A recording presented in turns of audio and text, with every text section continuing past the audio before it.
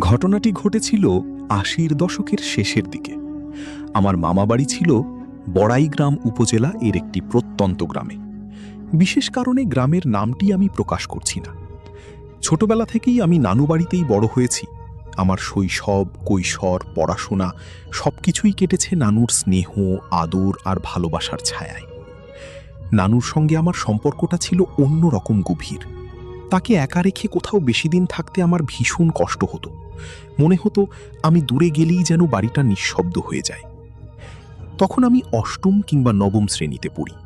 কিশোর বয়সের সরলতা আর কৌতূহল নিয়ে দিন কাটছিল, কিন্তু তখনও বুঝিনি খুব শিগগিরই আমার জীবনে এমন এক ঘটনা ঘটতে চলেছে যা আজও মনে পড়লে শরীর শিউরে ওঠে।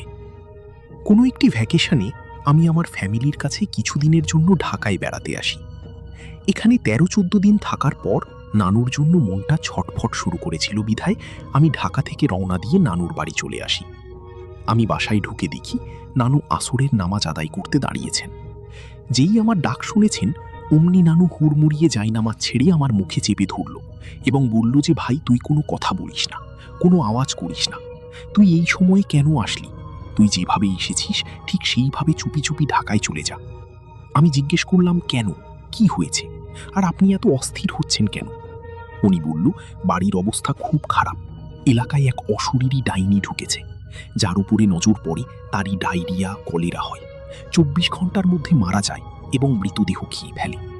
এবং আরও শুনে রীতিমতো অবাক হলাম যে ৩ দিনের মধ্যে এই বাড়ির ছোট বড় সবাই মিলে ৪ জন মানুষ মারা গিয়েছে এবং পাশের পাড়া সহ মোট ১৪ জন মারা গেছেন, এবং এটি এক পাড়া থেকে অন্য পাড়া সহ পুরো গ্রাম ছড়াতে যাচ্ছে।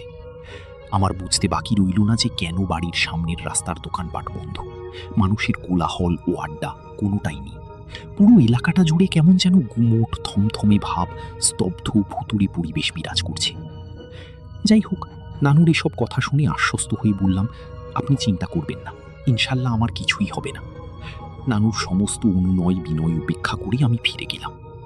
একটু খুশি হয়েছিলাম এই ভেবে যে এবার বুঝি ভূত, অশরীরী বা ডাইনি দেখার ইচ্ছেটা পূরণ হবে।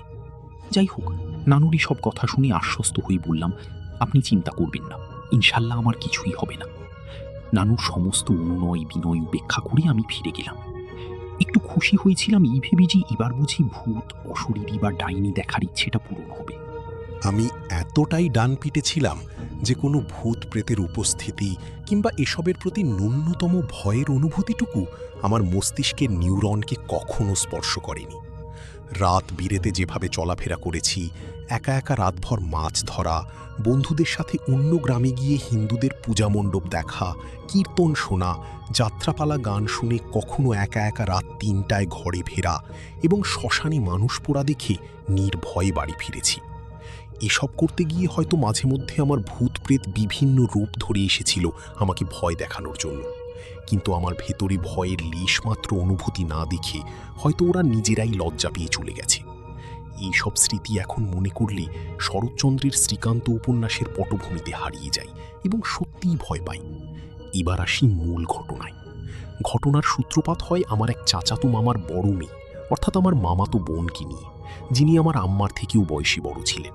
ওনাকে বিয়ে দেওয়া হয়েছিল চাঁদপুর জেলার হাজীগঞ্জের আশেপাশে কোনো একটা গ্রামে। ওনার সন্তানাদি ছিল ৫ জন। সেই ছোটবেলা থেকে ওনাকে আমরা একবারই দেখেছি। শুনেছি উনি দীর্ঘদিন যাবৎ এক ধরনের অজানা রোগে ভুগছেন। অনেক ডাক্তার, কবিরাজ চিকিৎসা করেও কোনো লাভ হচ্ছিল না, এবং ওনার সাথে নাকি প্যারানর্মাল কিছু নিয়মিত ঘটত, যা ওনার শরীর ও মনের সাথে ওতপ্রোতভাবে একদম মিশে গেছে। এরকমই শুনে আসছিলাম। ওষুধপত্র, খাওয়া দাওয়া ঠিক মতো করতেন না। এভাবে দিন দিন শারীরিক অবস্থার অবনতি হতে থাকলে একদিন উনি মারা যান। মৃত্যুর আগে ওনার পরিবার সদস্যদের বলে গেছেন যে মৃত্যুর পরই ওনার কবরটা যেন বাবার কবরের পাশে দেওয়া হয়। একদিন রাতে মৃত্যুর সংবাদ পাওয়ার পর কামরুল ভাই তাড়াতাড়ি গ্রামের পরিচিত একটি নৌকা ঠিক করে সাথে আরও একজন লোককে নিয়ে বড় বোনের লাশ আনতে খুব ভোরে রওনা দেন। এখান থেকে ঘটনাটি ঘটেছিল সেটা জানতে পারলাম তাদের মুখে, যারা লাশ আনতে নৌকা নিয়ে গিয়েছিল, এবং আমি তাদের একজনের হয়ে ঘটনাটি যেভাবে ঘটছিল সেভাবে তুলে ধরার চেষ্টা করছি। ৮০-র দশকে যোগাযোগ ব্যবস্থা অতটা উন্নত ছিল না এবং যাতায়াতের একটি অন্যতম মাধ্যম ছিল নৌকা। যাই হোক, সেখানে গিয়ে পৌঁছেছি যখন, তখন বেলা বাজে প্রায় দুপুর ১টা। লাশের গোসল, কাফন ও জানাজা ও আনুষাঙ্গিক কাজ শেষে লাশ নিয়ে রওনা দিতে দিতে বেলা প্রায় তখন ৩টা। নৌকার ছুঁইয়ের ভিতরে লাশ শুইয়ে রেখে সামনে পিছনে পর্দা দিয়ে বন্ধ করে আগরবাতি জ্বালিয়ে দিয়ে আল্লাহর নাম নিতে নিতে যাত্রা শুরু করলাম। ৮টার কি ৯টার মধ্যে হয়তো পৌঁছাতে পারব। আমরা দুজন নৌকার সামনে বসে জিকির করছি এবং মাঝে মাঝে বৈঠা দিয়ে মাঝিকে একটু সাহায্য করছি। এদিকে কবর খোঁড়ার কাজ নিশ্চয়ই সম্পন্ন হয়ে গেছে। আমরা বড় শাখা নদী ধরে এগুতে এগুতে এমন একটা জায়গায় পৌঁছেছি, তখন সন্ধ্যার অন্ধকার নেমেছে। মাঝি এখন গ্রামের ভেতর দিয়ে একটি খাল ধরে যেতে শুরু করেছে। খালের দুই পাশে ঘন গাছপালার ঘুটঘুটে অন্ধকার, চোখে কিছু একটা দেখা যাচ্ছিল না। নৌকার হারিকেনটা ইতোপূর্বে মুখে জ্বালিয়ে দিয়ে সামনে নৌকার ছইয়ের সাথে লাঠি বেঁধে রেখে দিয়েছি, কিন্তু মিটিমিটি আলো এই অন্ধকারটাকে ভেদ করতে পারছে না। মাঝিকে জিজ্ঞেস করলাম, বমিন মিয়া, এটা কোন ধরনের পথ? আমরা কোন দিকে যাচ্ছি? মাঝি বলল, শর্টকাট, এই গ্রামের ভেতর দিয়ে কোনাকুনি পাড়ি দিয়ে সামনের বড় চকে উঠব। যাই হোক, একটু তাড়াতাড়ি হলেই ভালো। এভাবে প্রায় ঘণ্টাখানেক যাওয়ার পর হঠাৎ কেন যেন মনে হলো নৌকার গতি স্লথ হয়ে গেছে। মাঝি প্রাণপণে জোড়া লগি মারছে, কিন্তু নৌকা সামনের দিকে এগোচ্ছে না। নৌকা কেমন যেন ভারী হয়ে গেল। মাঝি প্রথমে ভাবল হয়তো নৌকার পাটাতনের নিচে কোনো শৈবাল বা কচুরিপানার ঝাঁক বেঁধেছে, তাই হয়তো এমনটি হচ্ছে। এভাবে অনেকক্ষণ চলার পর আচানক নৌকার প্রচণ্ড একটা ঝাঁকুনি অনুভব হলো। বেগ সামলাতে না পেরে নৌকার মাথা ঘুরে গেল। লগিটা গাছের ডালায় বেঁধে হাত থেকে ছুটে গেল। মাঝি তখনও বুঝতে পারছিল না আসলে কতটা ভয়ঙ্কর পরিস্থিতির দিকে আমরা এগিয়ে যাচ্ছি। বৈঠার সাহায্যে লগিটাকে উদ্ধার করে আবার সামনে এগোতে শুরু করলো। এভাবে যাচ্ছি তো যাচ্ছি, যাচ্ছি তো যাচ্ছি, কিন্তু খালের মাথা যেন আর শেষ হচ্ছে না। মাঝি কিছুটা থাওর করতে পারল। সে ভুল রাস্তায় এসেছে। এমন এক জায়গায় এসে মাঝি নিজেই বুঝতে পারছিল না সে কোন দিকে যাবে, কোথায় এসে ঠেকেছে। আমাদের চিল্লাচিল্লি শুনি দূর থেকে টর্চ মেরে কেউ একজন এগিয়ে এসে বলল, কি আপনারা? আমরা মন থেকে সাহায্যের আকুতি ভরা কণ্ঠে বললাম, ভাই, আমরা এসেছি অমুক জায়গা থেকে, আমরা যাব কচুয়া অমুক গ্রামে। আমাদের কথা শুনে লোকটি অবাক হয়ে বলল, আপনারা এখানে কেন এসেছেন? আপনারা বড় ভুল করে ফেলেছেন। খারাপ রাস্তায় ঢোকে পড়েছেন। লোকটি বলল, আল্লাহর নাম নিয়ে নৌকা ঘুরিয়ে পিছনে যেতে থাকুন। আনুমানিক 2 কিলো যাওয়ার পরে ডান দিকে যে খালটি গেছে সেটা ধরে এগোলে বড় জলা বা হাওর সামনে পড়বে। নৌকা ঘুরিয়ে আমরা পেছনের দিকে যেতে শুরু করলাম। যতই করছি যেন এক অজানা ভয় আমাদের গ্রাস করছে। কাঁটা দিয়ে শরীর ফুলে গেছে। যতই মনে সাহস জোগানোর চেষ্টা করছি ততই আমাদের গলা শুকিয়ে আসছে। মাঝি আগে আমাদের সাহস দিয়ে বলেছিল, আমি আছি, আপনারা ভয় পাবেন না, হারিকেন শক্ত করে ধরে বসে থাকবেন। কিন্তু এখন মাঝি নিজেই ভয়ে তার হাত পা অবশ। এক ধরনের আওয়াজ শুনি, যা সামনে থেকে আমরা দুজন কোনো কিছুই শুনতে পাই নাই। হঠাৎ মাঝি পেছন থেকে বলে উঠল, ভাই, আপনারা একটু পিছনে আসবেন, আমার নৌকা চালাতে অসুবিধা হচ্ছে। আমরা ভয় পাবো বলে বুঝি মাঝি কিছুই বলল না। কামরুল ভাই পেছনে গেল, আমি একা বসে আছি। কিছুক্ষণ পর হঠাৎ নৌকার ছইয়ের ভেতর থেকে এক ধরনের আওয়াজ শুনে আমি প্রচণ্ড ভয় পেয়ে এক লাফে নৌকার পিছনে এসে ঘুমড়ি খেয়ে পড়ি। সবাই নৌকার এক মাথায় চলে আসাতে নৌকা ডুবে যাবার উপক্রম হলো। কেন জানি কারো একার পক্ষে নৌকার সামনে বা পিছনে থাকার সাহস হচ্ছিল না। মাঝি বলল, আপনারা সামনে চলে যান, তা না হলে নৌকায় পানি ঢুকে যাবে। আমরা আবার নৌকার সামনে গিয়ে বসলাম। পর্দার ভেতর লাশের সাথে কি হচ্ছে সেটা দেখার জন্য কারো সাহস ছিল না। কারো মনে যাতে ভয় ঢুকতে না পারি তাই যার যার জায়গা থেকে ব্যাপারটি চেপে গেলাম এবং দোয়া তরু পড়তে থাকি। অনেকক্ষণ পর থেমে থেমে মনে হয় চপচপ করে খাবার কোনো একটা শব্দ পাচ্ছি। যাই হোক, ঘুটঘুটে অন্ধকার। সামনের সীমানা পেরিয়ে খোলামেলা চলা ও হাওরে প্রবেশ করলাম। আকাশ পরিষ্কার এবং একাদশী চাঁদ থাকায় খোলামেলা জায়গাটা স্পষ্ট দেখা যাচ্ছিল। আল্লাহকে কৃতজ্ঞতা জানিয়ে মনে মনে খুশি হয়েছি এই ভেবে যে বাকি পথটুকু হয়তো সহি সালামতে পৌঁছে যেতে পারবো। ঘড়ি কাঁটা দেখে সবাই অবাক। রাত 11টা ছুঁই ছুঁই। মাঝি ক্লান্ত হয়ে নৌকা চালাচ্ছে ধীর গতিতে। মন চাঙ্গা করার জন্য কিছুক্ষণ পর মাঝিকে বিড়ি জ্বালিয়ে দিই। এভাবে চলতে চলতে আমরা দুজন কখন যে ঘুমের ঝিমুনি ধরে ফেলেছি আমাদের বুঝতে পারিনি। নৌকা পাড়ি ফেটলে যেমন ঝাঁকুনি খাই, তেমনই একটা ঝাঁকুনি দিয়ে নৌকা থেমে গেল। আচমকা মাথা তুলে দেখি একটা উঁচু জায়গায় মাটির বিবিতে নৌকা ঠেকেছে। প্রথমে ভাবলাম আমরা চলে এসেছি, কিন্তু ভালো করে তাকিয়ে দেখি জায়গাটা অপরিচিত। মাঝিকে বিরক্তি সুরে বললাম, মমিন মিয়া, এ কোথায় নিয়ে আসছো? সে আবদামটা করে বলল। তাতে বুঝতে বাকি রইল না যে তাকে পথ ভুলিয়ে অন্যদিকে নিয়ে চলে এসেছে। জায়গাটা কোথায় সেটা ভালো করে দেখার জন্য আমরা নৌকা থেকে নেমে যা দেখলাম সেটা দেখব বলে মোটেও প্রত্যাশা করিনি। আমরা দেখলাম গ্রামের বাহির সাইডে একটা বড় ছাড়া পুকুর, তার চারপাশে বড় বড় গাছপালা এবং পুকুরের এক পাশে প্রশস্ত জায়গা জুড়ে গুরুস্থান। এটা দেখে আমরা ভয় পেয়ে যাই। এরই মধ্যে মাঝি কয়েকবার চিৎকার করে কাউকে ডাকার ব্যর্থ চেষ্টা করেও কোনো লাভ হয়নি। চারিদিকে গভীর নিস্তব্ধ নীরবতা। পরিবেশ দেখে আমরা শরীর হিম করে বসে রয়েছি। হঠাৎ দূর থেকে উলফের মতো একটা কুকুরের ডাক রাতের নীরবতা অতিক্রম করে আমাদের কানে এসে পৌঁছল। জায়গাটি ভালো ঠিক না ভেবে যেই আমরা তাড়াতাড়ি নৌকায় উঠলাম, কিন্তু মাঝি নৌকা সরাতে পারছে না। প্রথমে ভাবলাম হয়তো নৌকাটি কাদামাটির সাথে এঁটে গেছে, কিন্তু না, কামরুল ভাই নেমে দেখল নৌকার তলা সম্পূর্ণ পানিতে। তাহলে মাঝি চেষ্টা করেও কেন নৌকাটি ঘোরাতে পারছে না? মনে হচ্ছে কোনো এক অশুভ শক্তি নৌকাটিকে আঠার মতো আটকিয়ে রেখেছে। শরীরের সমস্ত শক্তি দিয়ে আল্লাহু আকবর বলে চিৎকার করে বইকা দিয়ে যেই ধাক্কা দিয়েছি, নৌকা সরে গেল। রাত বাজে 2:15। এত বড় হাওড়ে শুরু হলো আমাদের উদ্দেশ্যবিহীন পথ চলা। একদিকে হারিকেনের তেল ফুরিয়ে যাওয়ায় আলো নিভু নিভু। ভাঙা চাঁদটা পশ্চিম আকাশের দিকে হেলে পড়েছে।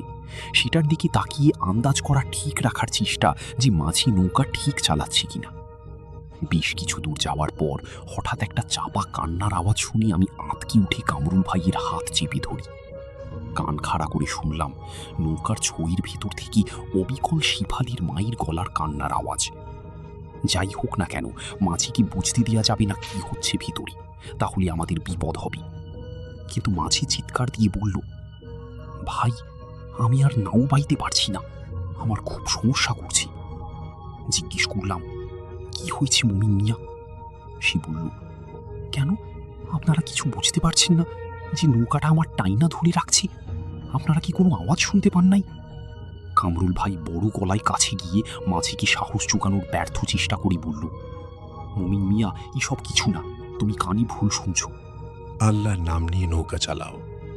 সময় এত গড়াচ্ছে, বুঝতে পারছি আমাদের সাথে কি হচ্ছে। আমরা স্পষ্ট বুঝতে পারছি আমাদের 3 জনকে ছাড়াও নৌকার ভেতরে আরও কিছুর উপস্থিতি রয়েছে। হঠাৎ এক অদ্ভুত হাসির শব্দে মমিন মিয়া দাঁড়ানো থেকে চিৎকার করে থপাস করে পাটাতনে পড়ে গেল। ভয়ে নৌকার ওপাশে গিয়ে দেখি মমিন মিয়ার মাথাটা নৌকার গুলোর পাশে ঝুলে আছে। আমি চিৎকার দিয়ে কামরুল ভাইকে ডাকলাম, কামরুল ভাই, এ পাশে আসো। মমিন মিয়ার মাথাটা গুলোর ওপর রেখে মাথায় বাড়ি ঝাপটা দিয়ে জ্ঞান ফেরানোর চেষ্টা করল। মমিন মিয়া নিথর নিস্তব্ধ হয়ে পড়ে আছে। আচমকা একটা ভোঙ্কা পচা গন্ধে আমাদের নাকে এসে বাড়ি খেল। গন্ধটা ধীরে ধীরে তীব্র থেকে তীব্রতর হচ্ছে। গন্ধটা যতই নাকের ভেতরে ঢুকছে ততই মনে হচ্ছে মাথাটা ঝিমঝিম করছে, শরীর অবশ হয়ে আসছে। আর টিকতে না পেরে আল্লাহকে স্মরণ করে পেছন থেকে নৌকার সামনে গিয়ে বসি। তারপর আমি আর নিজেকে ধরে রাখতে পারিনি। এভাবে কতক্ষণ ছিলাম বুঝতে পারিনি। হঠাৎ গুড়ি গুড়ি বৃষ্টির ঝাপটায় আমার চেতনা ফিরে এসেছে। চোখ খুলে দেখি আমি একা, এবং নৌকার অপর পাশে মমিন মিয়া নৌকা চালাচ্ছে। কামরুল ভাই নাকে মুখে গামছা বেঁধে মমিন মিয়ার পাশে মাথা নিচু করে বসে আছে। ইতিমধ্যে ফজরের আজান পড়েছে। নৌকাও নিচি গ্রামের কাছে চলে আসছে। যথাসময়ে নৌকা ঘাটে ফিরল। খবর পেয়ে মসজিদের মুসল্লিরা নামাজ শেষ করে খাটিয়া নিয়ে লাশ তুলে নিল। যত তাড়াতাড়ি সম্ভব লাশটাকে কবরস্থ করতে হবে, তাই বলেছে লাশের শরীরের বিভিন্ন অংশ খেয়ে ফেলা হয়েছে।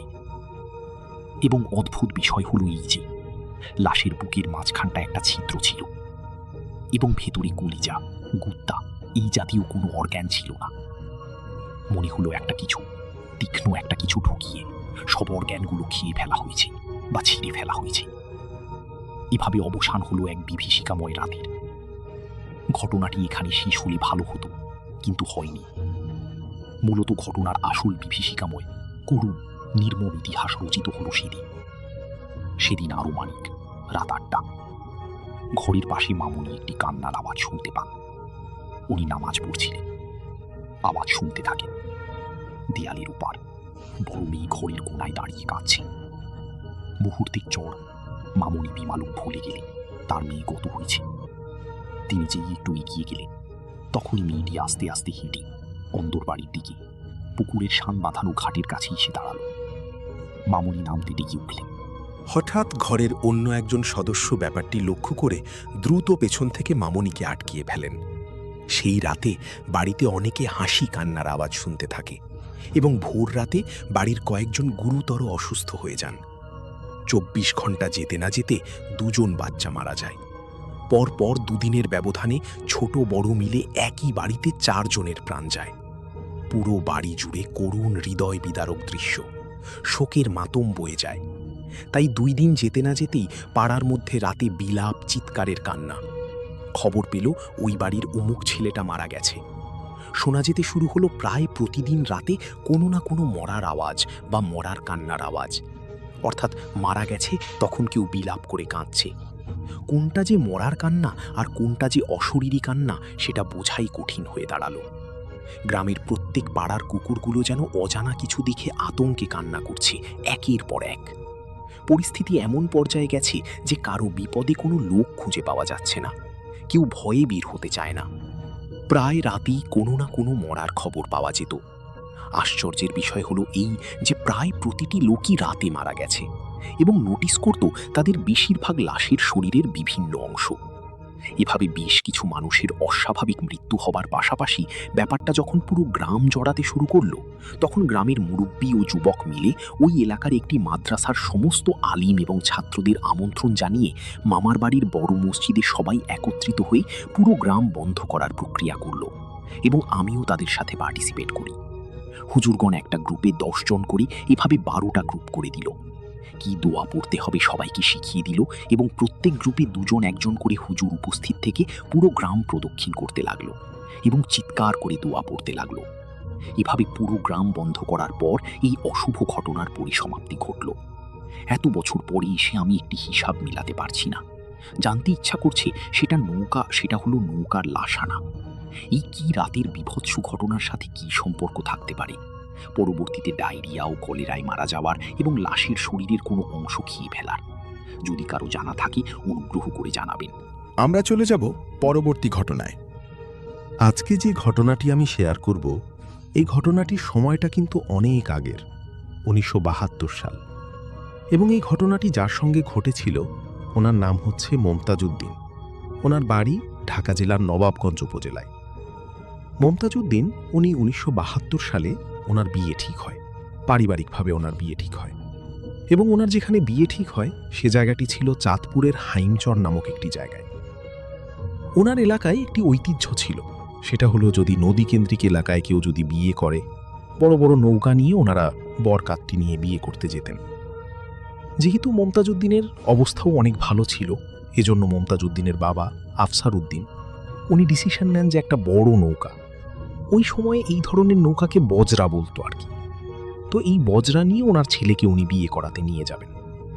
বেশ 15-20 জন আত্মীয় স্বজন বরকাত্তি হিসেবে তারা সিলেক্ট করলেন। এবং ওই সময় কিন্তু মোটর চালিত যে সমস্ত নৌকাগুলো, মানে বড় নৌকাগুলোতে যে মোটর লাগানো, যেটা ইঞ্জিন চালিত নৌকাগুলো, তখন কেবল শুরু হয়েছে আর কি। তো তখন উনি যেহেতু চাঁদপুর অনেক দূরে, ওইখান থেকে উনি এরকম একটি ইঞ্জিন চালিত বড় আকারের একটা বজরা নিয়ে উনি ছেলেকে নিয়ে যাওয়ার একটা প্ল্যান করেন। ঘটনাটি 1972 সালের ফেব্রুয়ারি মাসের দিকে, যখন শীত এবং শীতের একদম শেষ দিকে চলে আসে, এরকম একটি সময়। ওনারা নবাবগঞ্জ থেকে নদীপথে ঢাকার দিকে রওনা দেন। প্রথমে ঢাকার এইখানে এসে সদরঘাট হয়ে বুড়িগঙ্গা দিয়ে আস্তে আস্তে ওনারা শীতলক্ষা দিয়ে ওদিক দিয়ে আস্তে আস্তে চাঁদপুরের দিকে যাবেন। এটাই ছিল রাস্তা।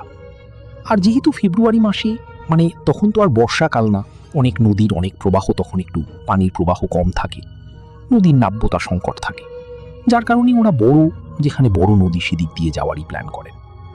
ওনারা রওনা দিয়েছেন হচ্ছে, তখন কিন্তু যেতে অনেক সময় লাগতো, চাঁদপুর যেতে অনেক সময় লাগতো। যেদিন বিয়েটা ছিল ফ্রাইডেতে, তো বৃহস্পতিবারের দিন রাতের বেলা ওনারা রওনা দিয়েছেন, ঈশান নামাজ পড়ে খাওয়া দাওয়া করে ওনারা রওনা দিয়েছেন, এবং শুক্রবারের দিন দুপুর নাগাদ ওনারা পৌঁছে যাবেন সেখানে, এরকম একটা প্ল্যান ছিল। তখন ইঞ্জিন চালিত হলেও কিন্তু আসলে ইঞ্জিনের গতি কিন্তু অতটা ছিল না, যার কারণে এরকম একটা দীর্ঘ সময় লেগে যেত যেতে, চাঁদপুরে যেতে। আর চাঁদপুর থেকে আরেকটু দূরে হাইমচর নামক একটি জায়গায় আরও সময় লাগবে সেখানে যেতে, নদীপথে। তো ওনারা এই দীর্ঘ পথ স্বাভাবিকভাবেই ওনারা চলে যান এবং ফ্রাইডে জুম্মার আগেই সেখানে গিয়ে পৌঁছান এবং বিয়ের কাজ সম্পূর্ণ শেষ করে ওখান থেকে মোটামুটি মাগরিবের নামাজ পড়ে ওনারা আবার ওই নৌকাতে বা বজরাতে করে ওনারা আবার ঢাকার উদ্দেশ্যে, ঢাকা হয়ে আবার নবাবগঞ্জে যাওয়ার একটা জন্য ওনারা বের হন। ওনারা স্বাভাবিকভাবেই হাইমচর থেকে চাঁদপুরের মেইন যেই লঞ্চ ঘাট সেদিকে চলে আসেন, আর ওখানে কিন্তু চাঁদপুরের মোহনা অবস্থিত।